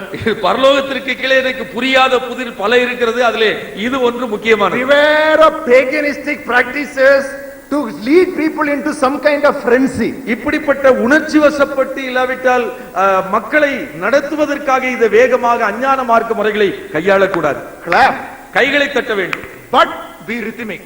ஆனால் அந்த தாளத்தோடு இணைந்து தட்ட வேண்டும், Dance, நடனமாட வேண்டும், but be graceful. ஆனால் கிருபையோடு இருக்க வேண்டும். Don't twist, but dance. ஏதோ வளைந்து பாம்பு நெளிவது போல நெளிந்து கொண்டெல்லாம் இருப்பது நடனமே அல்ல. Dance gracefully. கிருபையோடு கூட தேவ சமூகத்தில் ஆட வேண்டும். It can be spontaneous or it can be organized. ஒருவேளை இது தன்னாக ஆர்வமாக வரலாம், இல்லாவிட்டால் ஒரு குறிப்பிட்ட முறையிலே நாம் அதை ஆடலாம். Worship is a matter of the heart and art. இந்த ஆராதனை என்பது இருதயத்திற்கும் அதோடு நம்முடைய கலையோடும் சம்பந்தப்பட்டவைகள். God is not the author of confusion. தேவன் குழப்பத்திற்கு தேவன் இல்லை.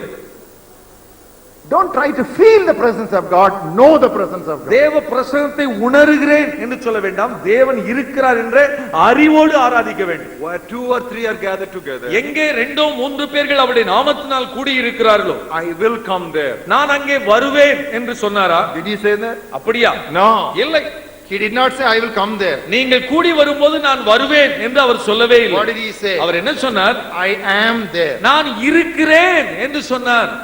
Whether you realize it or not, he is already there. நீங்கள் உணர்ந்தீர்களோ உணரவில்லையோ அவர் இருக்கிறார் அங்கே. That is the fact. அது உண்மை. You believe it. நீங்கள் அதை விசுவாசிக்க That is வேண்டும். the faith. அது ஒரு விசுவாச Then அறிக்கை. you will realize it. ஜனங்கள் அதை உணர வேண்டும், அதை அறிந்து கொள்ள வேண்டும். And that is feeling. அதுதான் உணர்வு. Fact first, முதலாவது சத்தியம், faith second, இரண்டாவது விசுவாசம், feelings last. மூன்றாவது உணர்வு. Don't change the order. இந்த வரிசையை மாற்றக்கூடாது. Ninthly, ஒன்பதாவதாக, do not decry other forms of worship. மற்ற முறையில் ஆராதனை செய்வர்களை குறை சொல்லக்கூடாது. Don't decry other forms of worship. வேறு விதமான முறையில் தேவனை ஒருவர் ஆராதித்தால் குறை சொல்லாதீர்கள். The problem is always between Pentecostals and non-Pentecostals. இந்த ஒரு குறிப்பிட்ட காலத்தில் பிரச்சனை பெந்தேகோஸ்தே சபைக்கும் பெந்தேகோஸ்தே அல்லாத சபைக்கும். I want to be very frank before you. நேரடியாக வெளிப்படையாய் சொல்ல விரும்புகிறேன். I want to tell you there are strengths and weaknesses both in the Pentecostal form of worship and non-Pentecostal form of worship. Pentecost முறை ஆராதனையிலும் பெந்தேகோஸ்தே அல்லாத முறை ஆராதனையிலும் பலமான பகுதிகளும் இருக்கிறது, பலவீனமான பகுதிகளும் இருக்கிறது. Take for example, எடுத்துக்காட்டாக silent or noisy. அமெரிக்கையான ஆராதனை, ஆரவாரமான ஆராதனை. Bible speaks about both. இந்த வேதம் இரண்டையும் சொல்லுகிறது.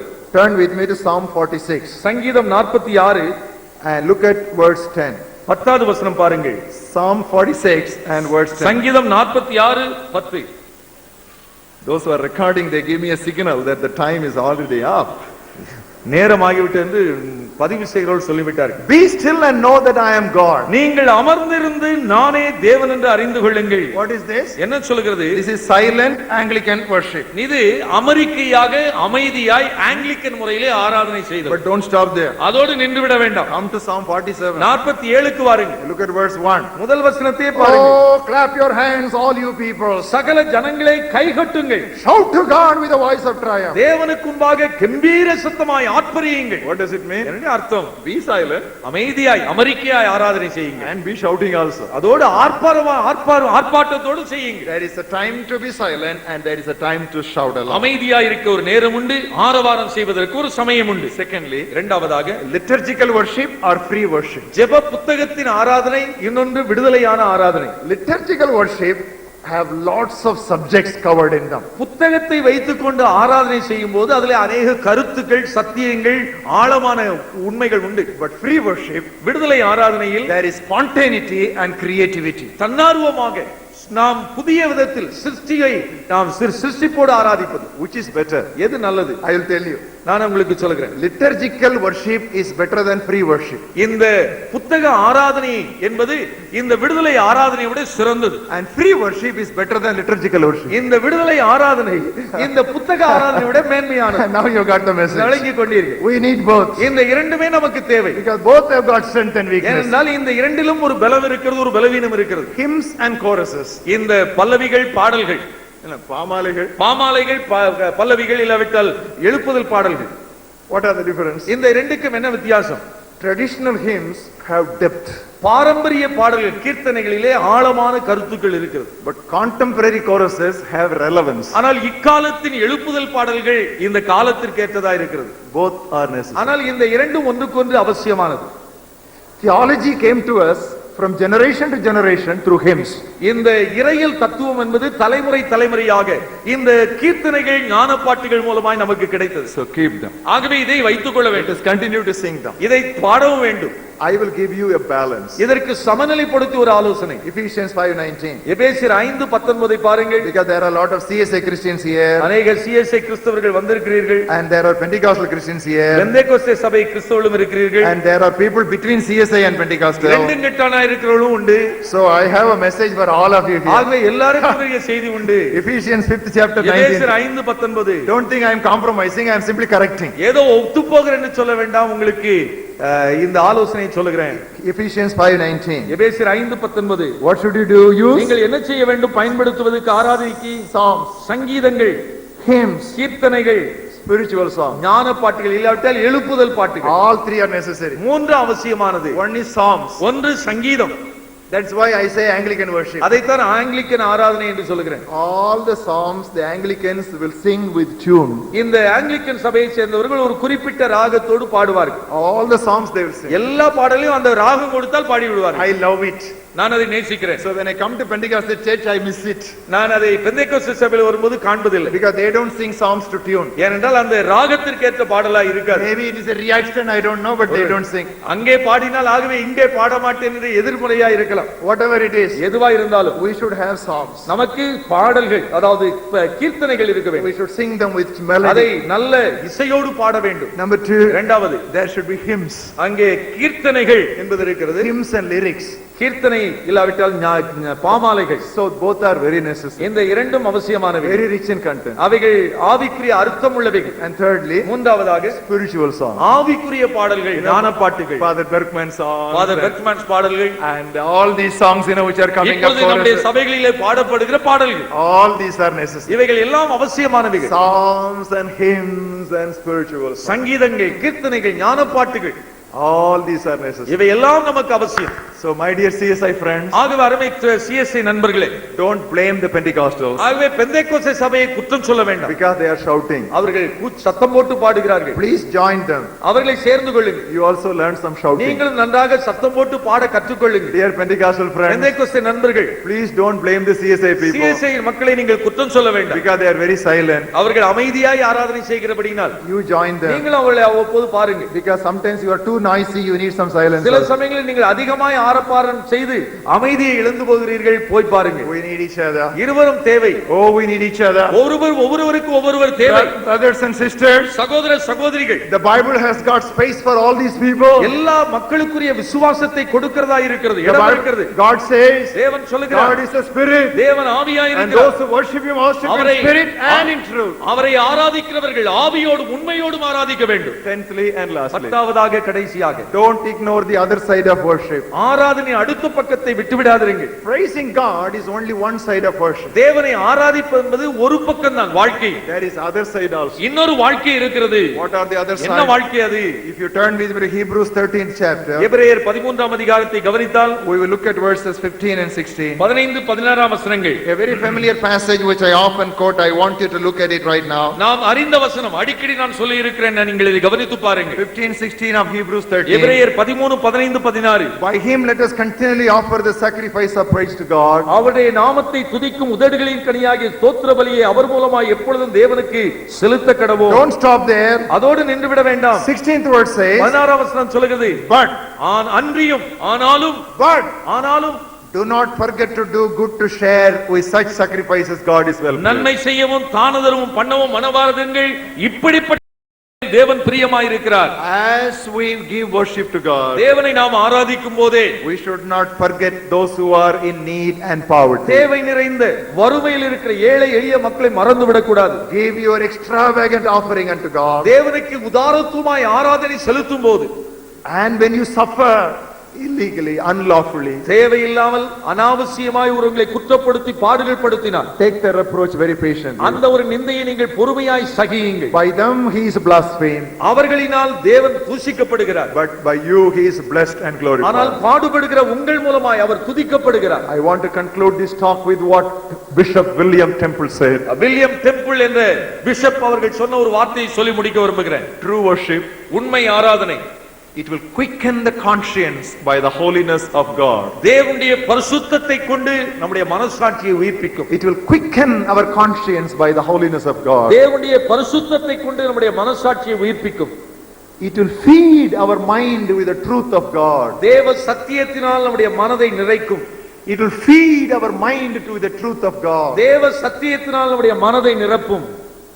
It will purge our imagination with the beauty of God. நம்முடைய கற்பனையை தேவனுடைய பரிசுத்த அலங்காரத்தினால் அது அலங்கரிக்கும். It will purge our imagination with the beauty of God. தேவனுடைய பரிசுத்த அலங்காரத்தை கொண்டு நம்முடைய கற்பனையை அது சுத்திகரிக்கும். It will open the heart to the love of God. தேவ அன்பிற்கு நம்முடைய இருதயத்தை திறந்து கொடுக்கும். It will open our heart to the love of God. தேவ அன்பிற்கு நம்முடைய இருதயத்தை திறந்து கொடுக்கும். And will devote our will to the purposes of God. தேவ சித்தத்திற்கு நம்முடைய சித்தத்தை வளைந்து கொடுக்க செய்யும். Devote our will to the purposes of God. நம்முடைய சித்தத்தை தேவனுடைய நோக்கத்தை செய்ய அது ஒப்பு கொடுக்கும். Do not worship for personal enjoyment. ஆகவே சுய சந்தோஷத்திற்காய் தேவனை ஆராதிக்க வேண்டாம். Do not sacrifice the scriptures for the spirit. ஆவிக்கு பதிலாக வசனத்தை விட்டுக் கொடுக்க வேண்டாம். Do not leave the spirit for the content. அந்த சத்தியத்திற்கு பதிலாக ஆவியை விட்டுவிட வேண்டாம். Do not forget the Father. பிதாவை மறந்து போக வேண்டாம். Do not neglect individual worship. தனி வாழ்க்கையில் தேவனை ஆராதிப்பதை விட்டுவிட வேண்டாம். Do not separate life from worship. ஆராதனையை விட்டு உங்கள் வாழ்க்கையை பிரிக்க வேண்டாம். Do not idolize objects or persons. உங்களுடைய தனி வாழ்க்கை ஒரு பொருளையோ ஒரு நபரையோ கவர்ச்சி மையமாக விக்கிரகமாக்க வேண்டாம். Do not act disorderly. ஒழுங்கற்று ஆராதனை செய்யக்கூடாது. Do not decry other forms of worship. வேறு விதமாய் ஆராதனை செய்வதை குறைவாய் எண்ணக்கூடாது. Do not ignore the other side of worship. ஆராதனையின் மறுபக்கத்தை கவனிக்காமல் விடக்கூடாது. Then your worship will become acceptable before God. அப்பொழுது மாத்திரமே உங்கள் ஆராதனை தேவன் ஏற்றுக்கொள்கிற ஆராதனையாய் இருக்கும். All eyes closed and heads bowed down. கண்கள் மூடி நாம் செபிப்போம்.